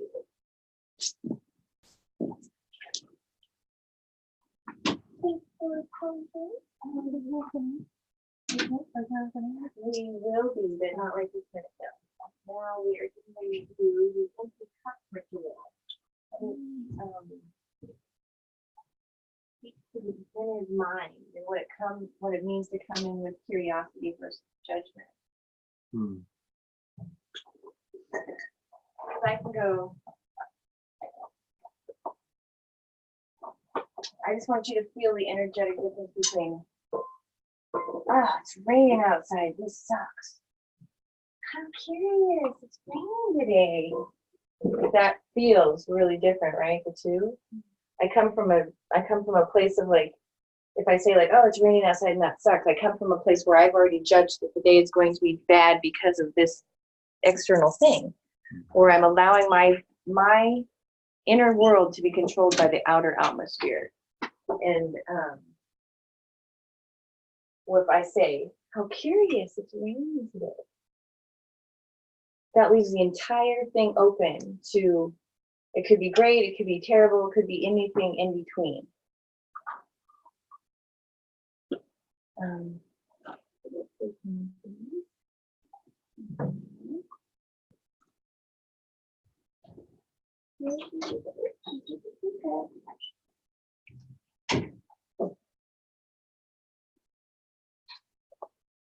And then that day has the possibility of being anything because I haven't judged it as being good, bad, or otherwise. I'm just curious. I'm just taking notes. And that would be the same type of like open-mindedness that we would like you to take on this journey with you. So into these cups, I'm going to pour a little bit of water. And this is going to be what I already have. This is what I'm bringing into this room. Information I was taught as a child, lineages that I might be a part of that have been passed down from me, stories I've been told, preconceived notions, basically, right? This is all what I already know about the world. What I know I'm right about already.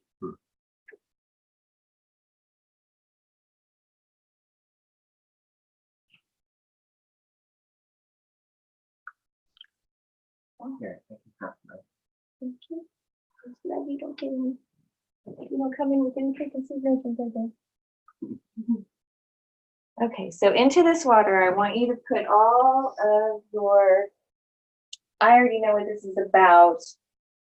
I've been told that the world works this way. I am right. This part of me can't be shifted because I know I'm right. We're going to put all of that into the water. Imagine it as a color, if you can, if you are open enough to identify any of it inside of you. And allow that color to flow out from your breath, from wherever it resides inside your being, and out through your breath and into that water. I'm going to infuse that water with all that stuff that we already know or think we know before we came into this room. And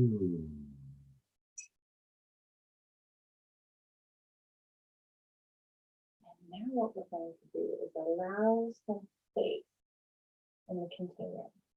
Because if the container is full and you want more, how are you going to be getting more in that container if it's already full? You have to empty your cup so that it can be filled with something new.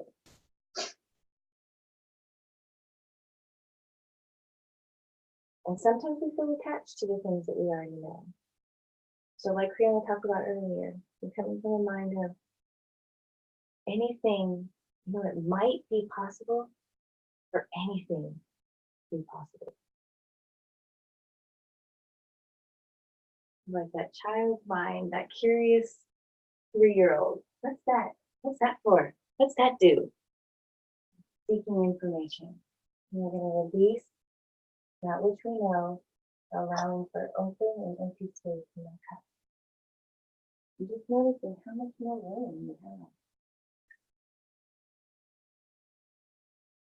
You've allowed that to be released.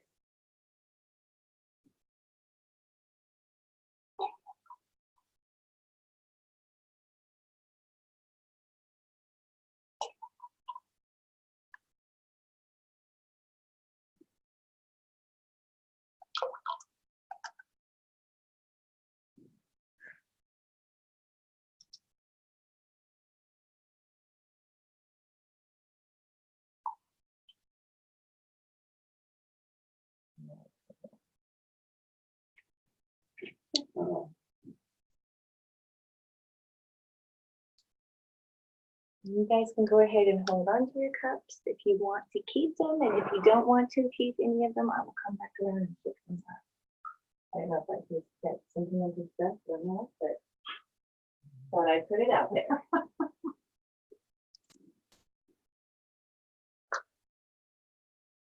I'm gonna keep it. Excellent. I'm gonna find the 2 books. Awesome. Okay. I like this game. All right, I am going to check the outline real quick, and then I think what we are doing next is I have a poem.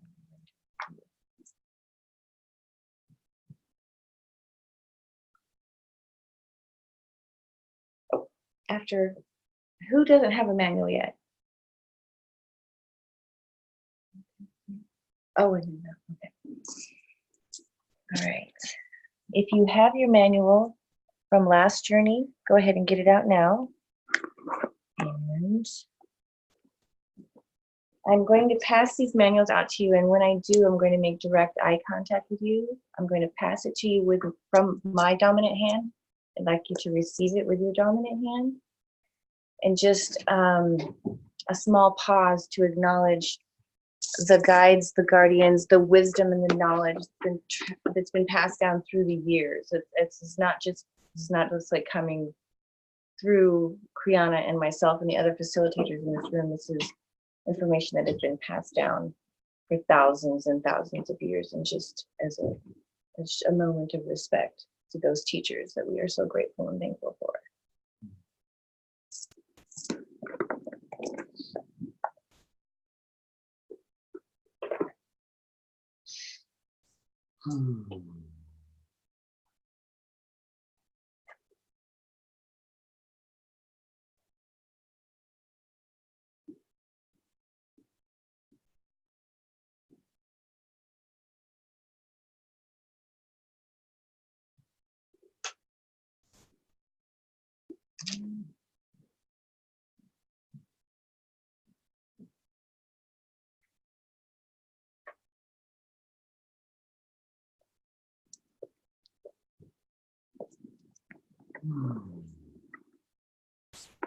And though it may be tempting,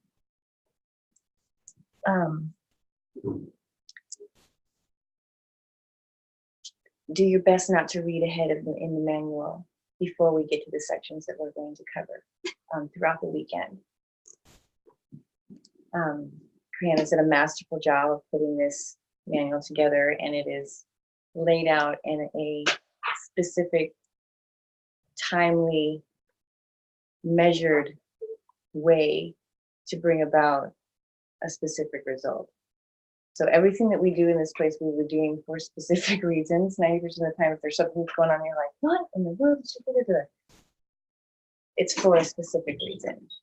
And I would like you to open the book to page number 1, and I'm going to read this poem to you. So it's really important to not read ahead, even just looking at it, right? Yes, Yeah. very important. Try to still stay with where we're at. Yes, yes. Still, even though you've gone through it, try staying with the energy. I know. Does that include the table of contents? What's that? Is it okay to read the table of contents? Yes. Yes. Oh, yes, that comes prior to frequency. May.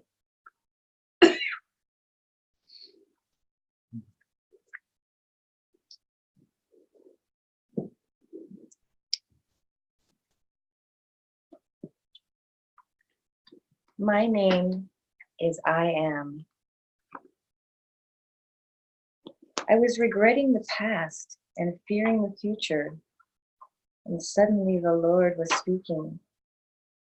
My name is I Am. He paused. I waited. He continued. When you live in the past with its mistakes and regrets, it is hard. I am not there. My name is not I was. When you live in the future with its problems and its fears, it is hard. I am not there. My name is not I will be. When you live in this moment, it is not hard. I am here. My name is I am.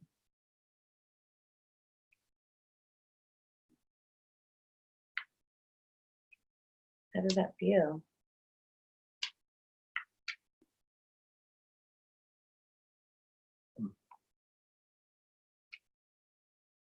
Kind of like a relief. Mm. Like,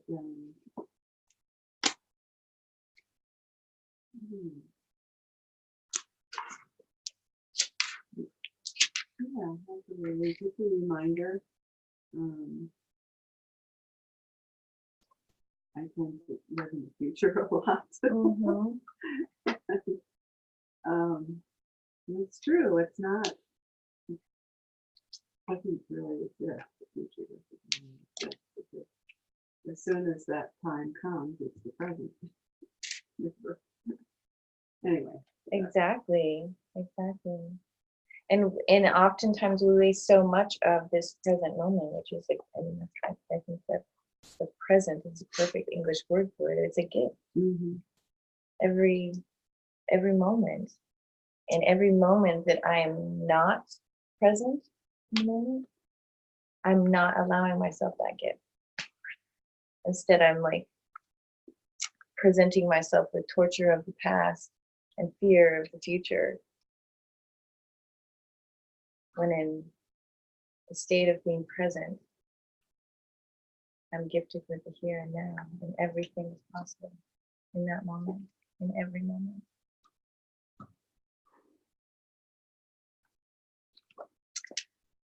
So I want you guys to think about what your intention is for this journey. Like, what are you intending to get out of this? To like, are you in? And also, my intention is to. Is it to? Do you have an intention to complete this journey? To be diligent? Like, what are some of the things that come to mind when you think about your intention for this journey?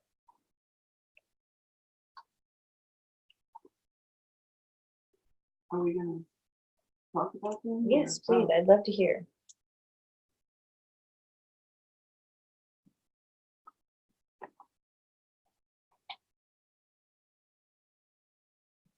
I think so. Okay. I thought a lot about that today, and I had the last journey that I took. I struggled with being grounded and being, connected to my roots, and so one of my intentions is to really, really focus on that throughout the journey, even as I go up the tree. And I have a lot of intentions actually, but some of them are just goals, just goals in my life. I want to go deeper into what holds me back from being the person that I know that I can be. And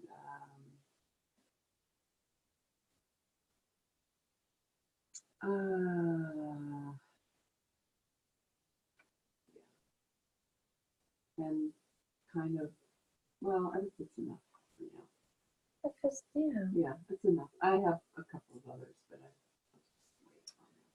yeah. Well, because I wanted to get, my main intention for asking everyone to share right there is because I just kind of want to get a little bit of a dialogue going so we can get the mental juices going. Because then I'm going to have you do like a little bit of a personal journal down specifically to you on like this specific issue. Like if there's something that you've been struggling with that it just like keeps repeating itself. The cycle just keeps coming in your life and you're like, I'm really, really ready to be done with this thing. Or this thing is really, not helpful to me in my ascension, or it's causing me more harm than good. Like those are the kind of things that I would like you to bring into your mind's eye right now. And in the spirit of that, let's take a few minutes and go ahead and journal down what it is that you specifically would like to achieve in this journey for yourself.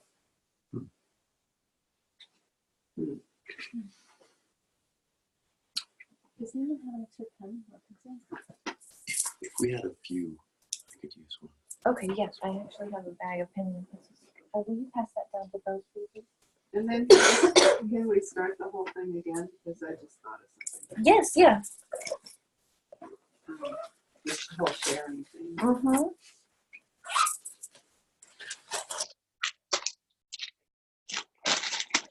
I actually left something to write on in my car. Oh, yeah. I can go grab it. Does anybody have a paper that Extra we can paper? share? I can tear out a piece of paper. Several.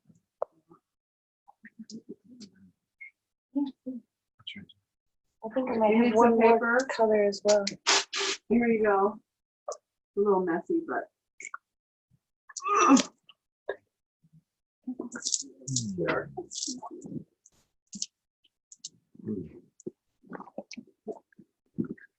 I think I have orange. Oh, no, I think it writes black.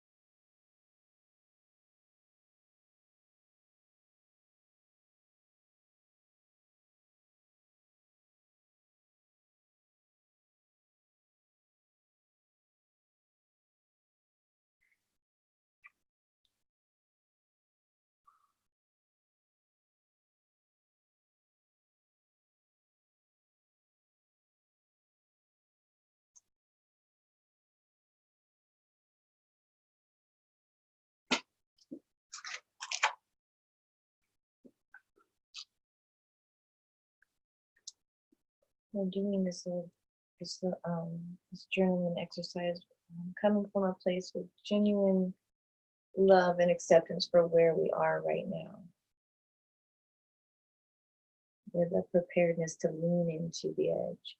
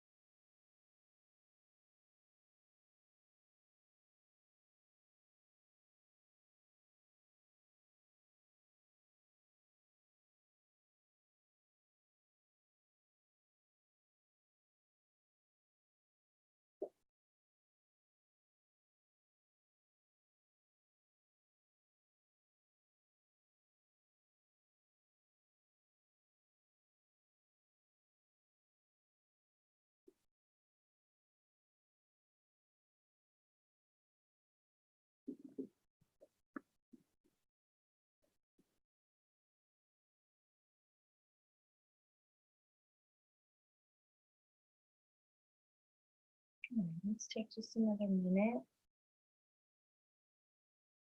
Or just a minute or two and go ahead and bring your writing to a close.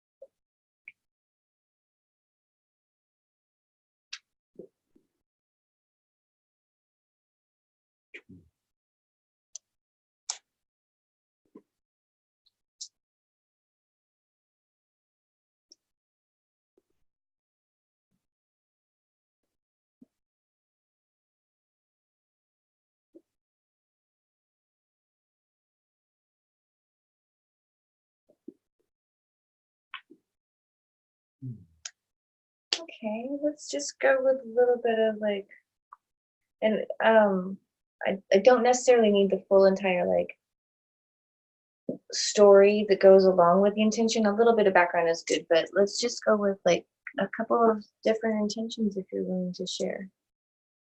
What are your intentions on this journey? I guess I'll just continue. Oh, thank you. Okay. So last time around, I was focusing a lot on overcoming fear. And I feel like I've made some progress with that. So this time around, I want to focus more on trusting my own intuition and my own knowing of what's true for me, and allowing myself to make decisions and take action. Those things tend to get held back. And then also trusting that my needs will always be met. Nice. Thank you. Very nice. Oh, one more. I also want to start taking this material and integrating it into my business, my coaching, and my hypnosis as well. Somehow, like, I don't know how that's going to work, but I'm going to work on that during this time. Great.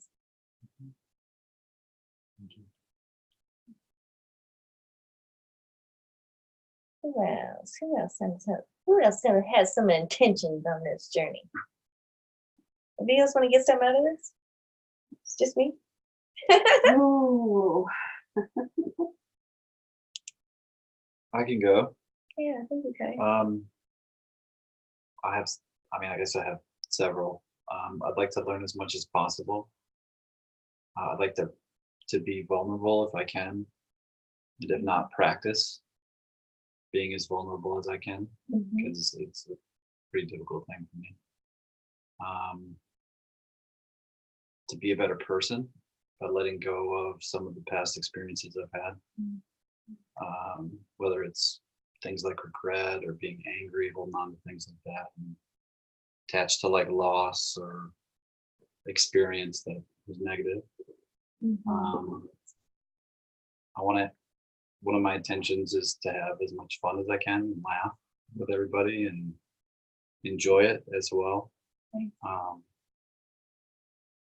that's pretty good summary of what I got. Yeah.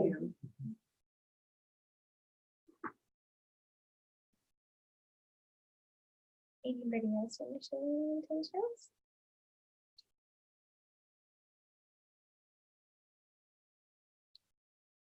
Don't everybody speak at once.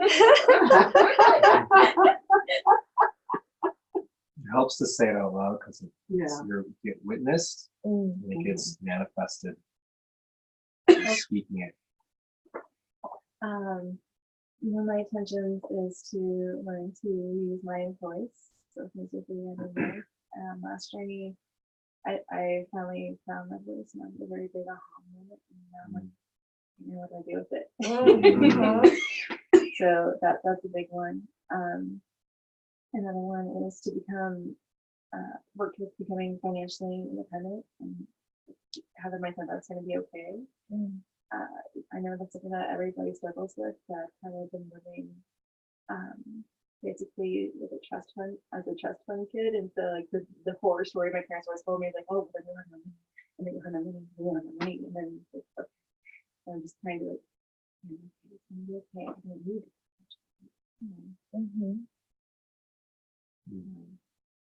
Yeah, and continue my goal for becoming emotionally present and embodied and it can be to check out the time and just need more time.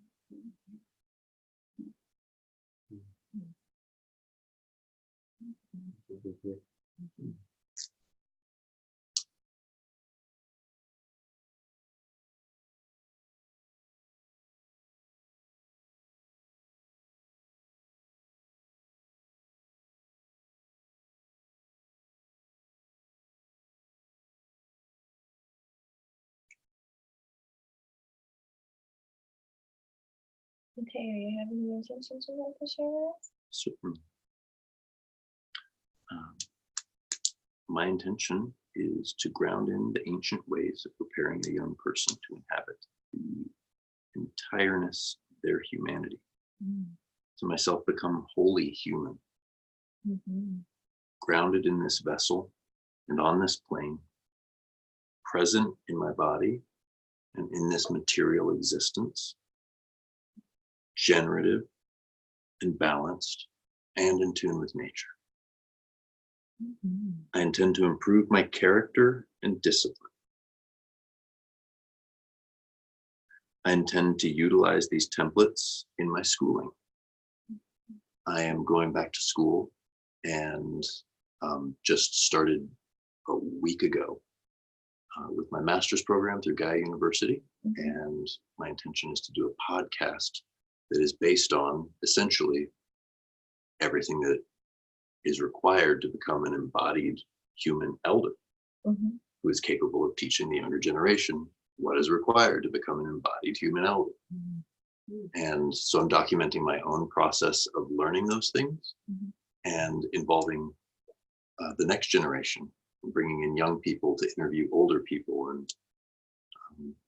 and I'm looking to use this Kabbalic template of everything that's included in humanity to make sure I'm covering all the bases. I intend to explore joy. I need a lot more joy in my life if I'm ever going to live in this body. So I will practice curiosity and refrain from a pedantic or patronizing embodiment.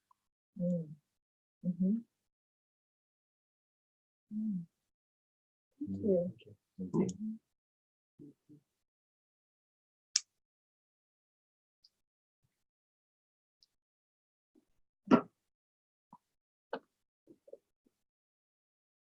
I have a lot of intentions as well. But to sum them up,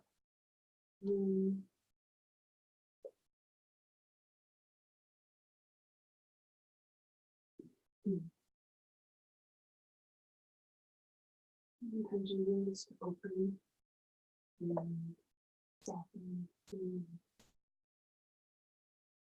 receive.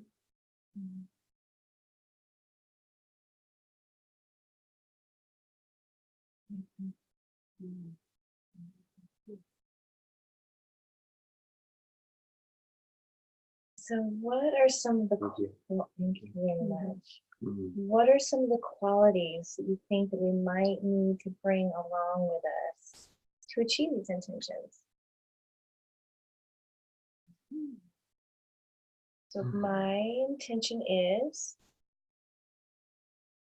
to be more playful, joyous.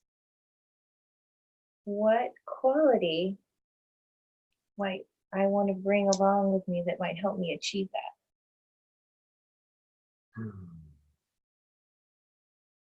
So like vulnerability is a really good, amazing quality that we will definitely need along the road here. Curiosity. Yes. Bravery. Bravery. Good, yeah. Do you know what valor means? Valor is very similar to bravery. His valor, his bravery. It's like a combination of integrity and bravery, valor. Like that one, valor? I like integrity too. Integrity.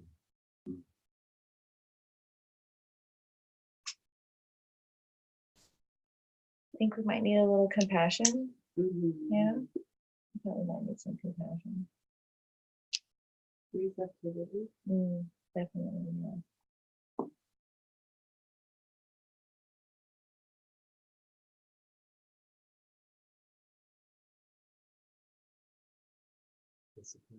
Discipline, definitely.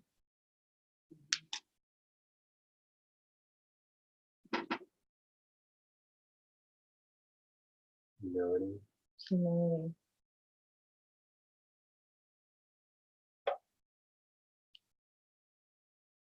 Definitely so, yeah. Maybe some endurance. You know, we're not going to be done after this evening. Or, you know, it's a long time in the human body evolving.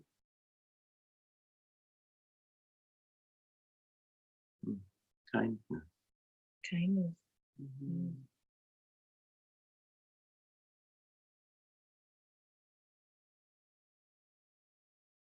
We need to call upon our strength. Fortitude. Oh, that's it. I like that word. Receptivity. Yes, yes. Gratitude. Gratitude. Oh my.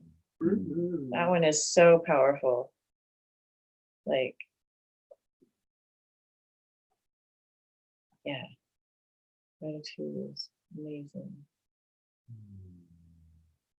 Yeah. Grace.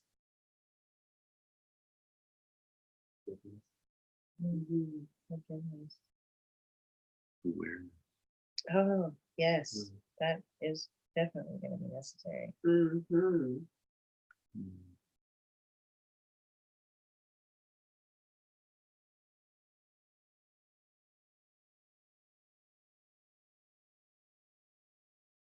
Yeah, that feels like anything else coming through there? Creativity. Creativity. I'm going to be creative, right? Faith. Oh, I'm going to need to have some faith. Maybe a little balance. Oh, balance. Balance we'll need for this walk for sure. Yeah. Responsibility. Maybe. Oh, God, right? Responsibility.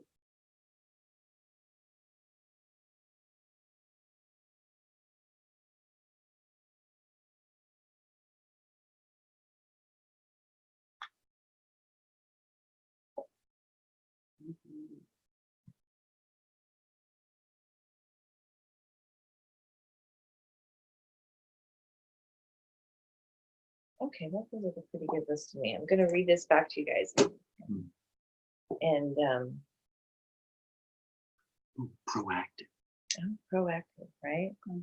Not, let's see, proactivity. I'm going to need some of that with me. All right, so some of the qualities that we're calling in to help assist us in achieving our intention for this journey are valor, curiosity, bravery, integrity, compassion, receptivity came in twice, discipline, humility. We'll need some humanity too, right? There's our humanity. Endurance, kindness, strength, fortitude, just really like that word, gratitude, grace, forgiveness, awareness, creativity, faith, balance, responsibility, and proactivity.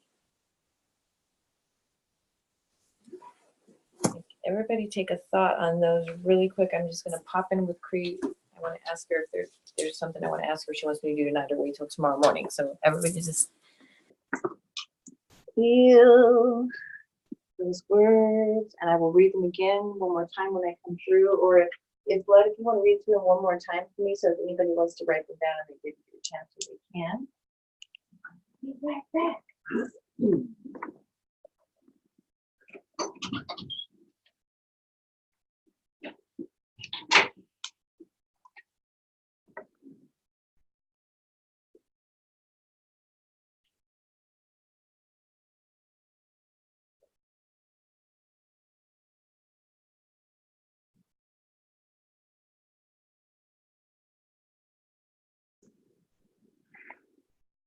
You guys want to hear them again? Yeah. Okay. Valor, curiosity, bravery, integrity,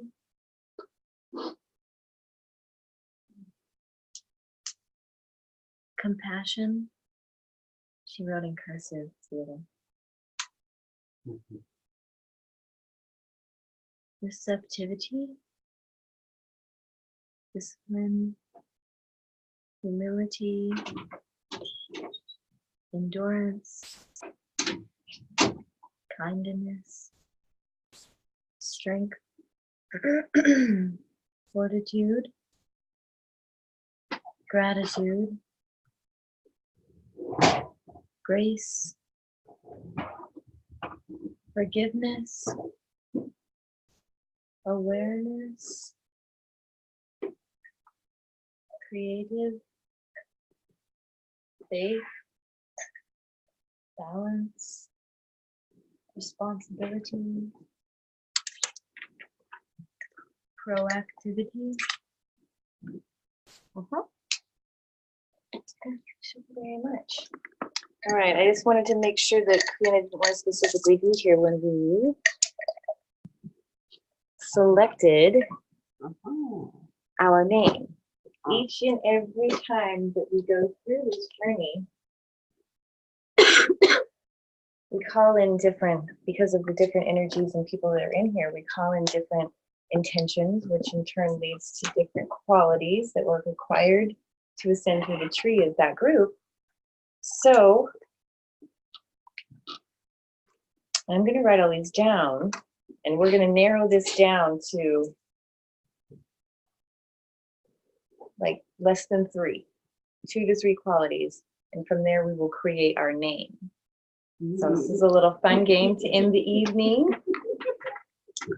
So I'm going to catch up with everybody else who's written all this down already.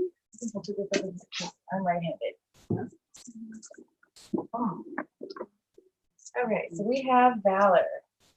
Can you see that color, guys? No. I didn't think so. Where did I put my jar of pins? There we go. Like, I got the best angle.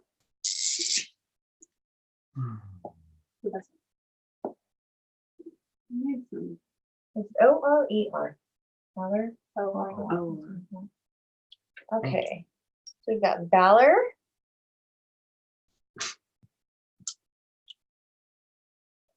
Curiosity. Can I read them to you? That would be great. Thank you so much. Bravery. Bravery. integrity,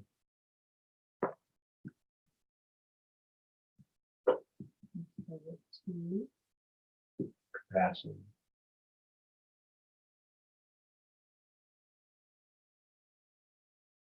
receptivity,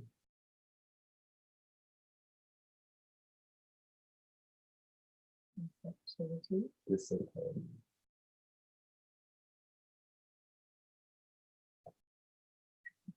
humility,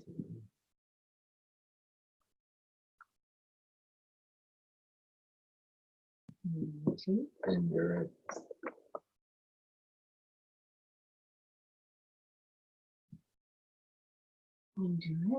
kindness,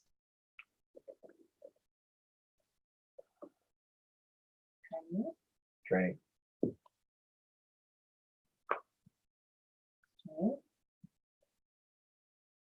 fortitude,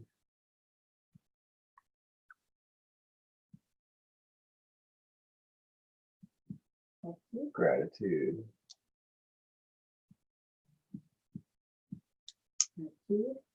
grace, forgiveness,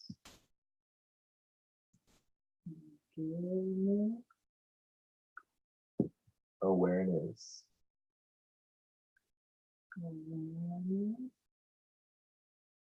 creative,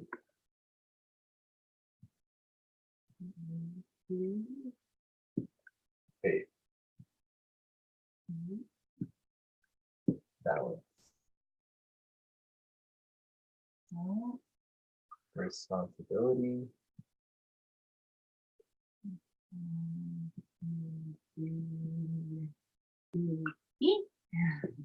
proactivity.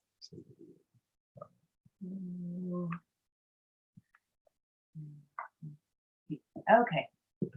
Did we get vulnerability and patience? Well, what do you Those weren't on the list, but we can. I have vulnerability then. Yeah, I have one. No, that's a good one. Yeah, patience. Vulnerability Gotta and put that. patience. Okay. All right. First time around. Let's see how many words we have. How many people we have?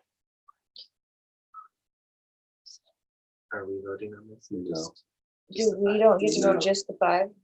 Just Okay, 5. Okay, 5. This is gonna go fast. This is gonna be.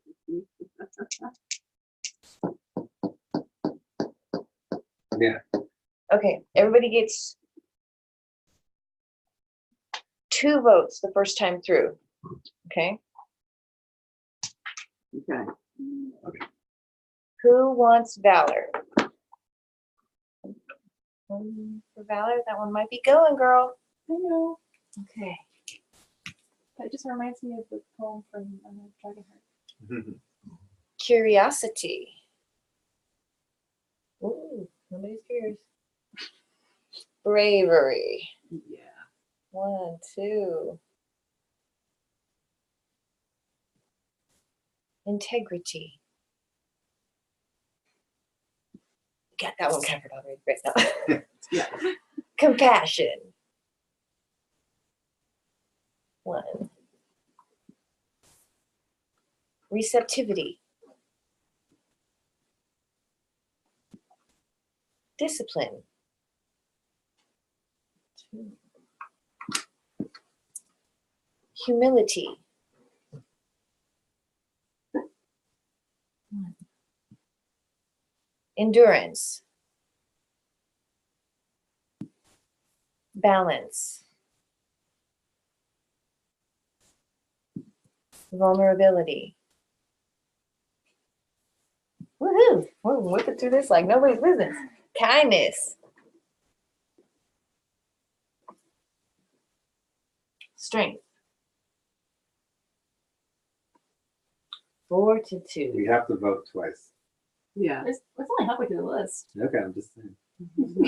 She's like, okay, 42. Can I take this? It's all gonna be. It's all gonna be. It's only 10 votes. All right, gratitude. Grace. Forgiveness. awareness,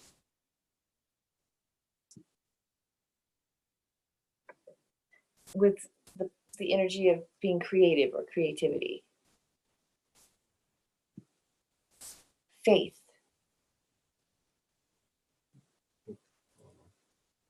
responsibility. Did everyone vote twice? Yep, I did. Everybody's voted twice? That's 10 Okay. votes. Okay. All right, what do we got left here? We got a lot of screen, and then we need an improvement on the eraser situation, I just gotta say. Yeah. Well, Oh, that's better. Bravery was Bravery voted was for. 2. Thank you. I get ahead of myself.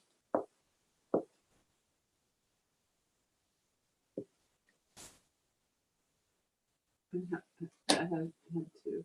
Oh, you're erasing the number. Then that's not another. Okay. All right, we're going through this again.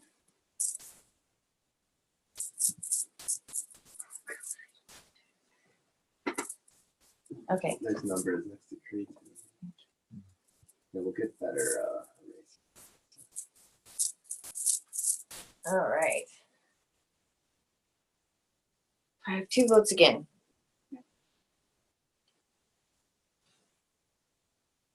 Valor. Okay. He's hanging tough. Bravery. Here we are. Same thing. Compassion. Me too. 2 for compassion. Discipline. Humility.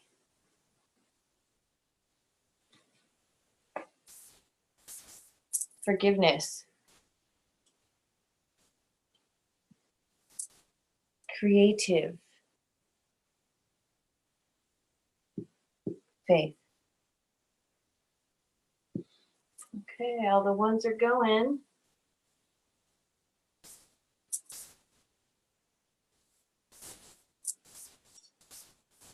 All right, we're gonna do this one more time. You get 1 vote each. Oh my God. Let's see.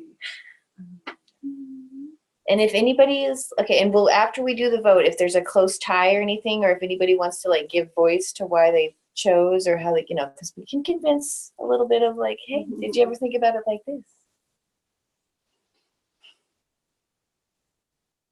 Bravery.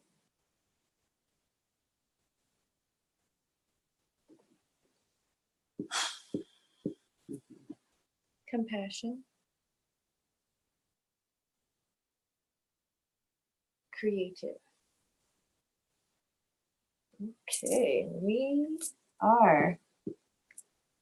That's 2 going- words. Yeah, Yeah. oh, you're right. It is 2 words. And we can have 2 words or we can narrow it down to 1.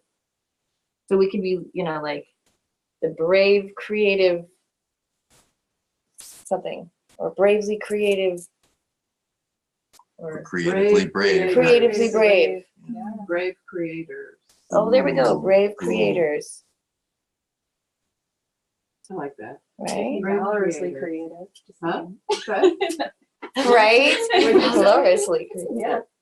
Great. Yeah. We like that? Okay, who's for the brave creators? And who's for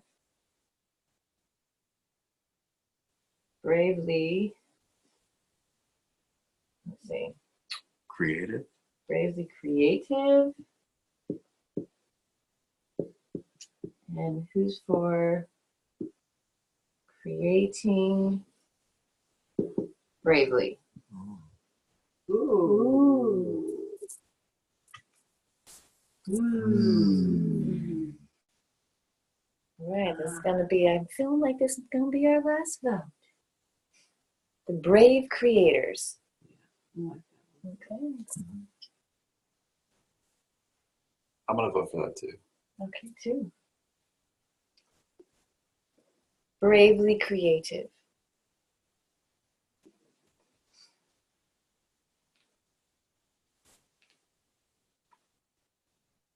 Creating bravely. 1, 2, 3. I think it's creating bravely. All right. This is who we are traveling together with and as. And when we make there will be a Facebook group page and a Facebook Messenger group, and they'll be under this name, Creating Bravely. Yay! Cool. That was easy. Yay! Not too shabby, right? That was like That's how you get it done, ladies and gentlemen.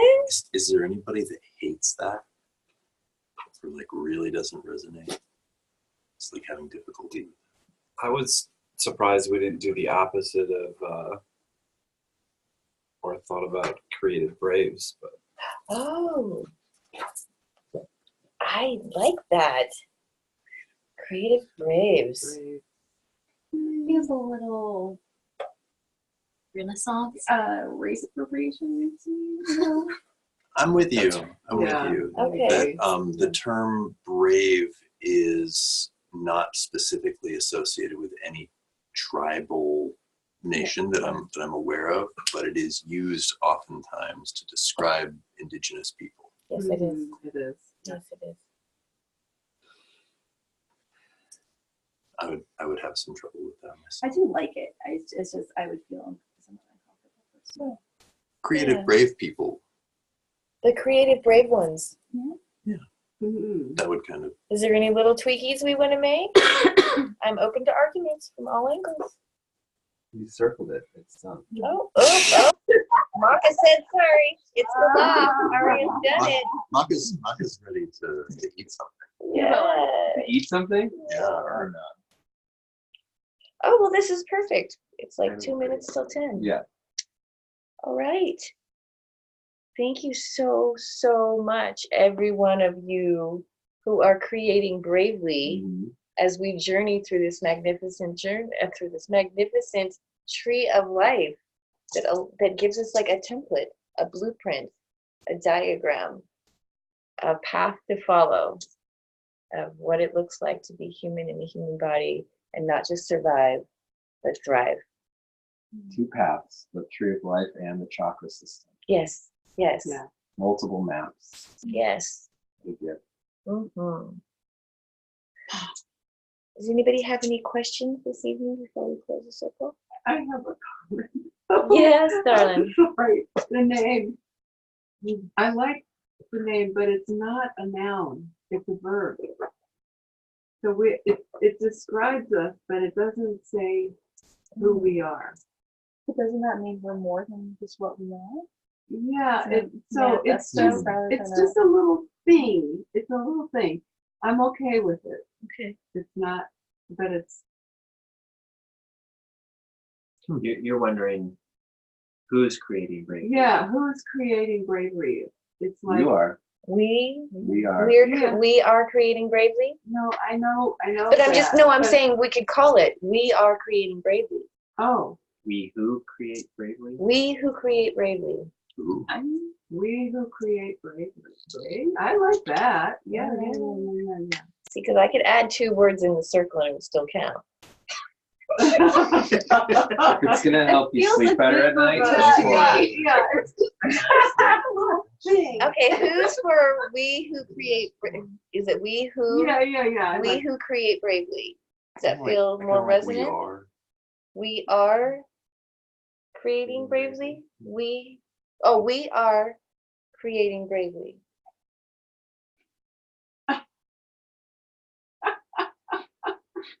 You're just asking to Yeah. answer the I question. am for we are creating bravery. Who? We are- Because it's the plural Yeah. of I am.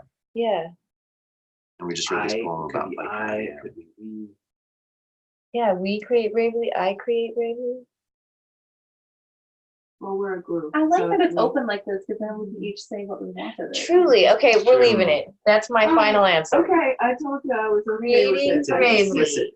But thank you for allowing yourself to be heard. It just adds to the conversation and makes it even richer. Makes it even richer.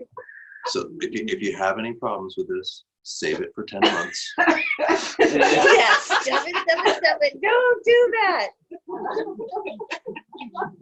Okay, I want everybody to please go ahead and especially ground this evening because you might even be just from being in this energetic space, you might be a little bit more altered than you think you are when you stand up.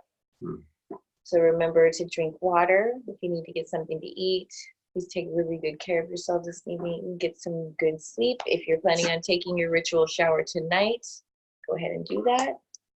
And we will see you back here. And yes, please hand me your code of conducts on your way out. And we will see you tomorrow morning at 10:45. See you in the morning. Sleep well, everyone. Thanks. Good night, See you tomorrow.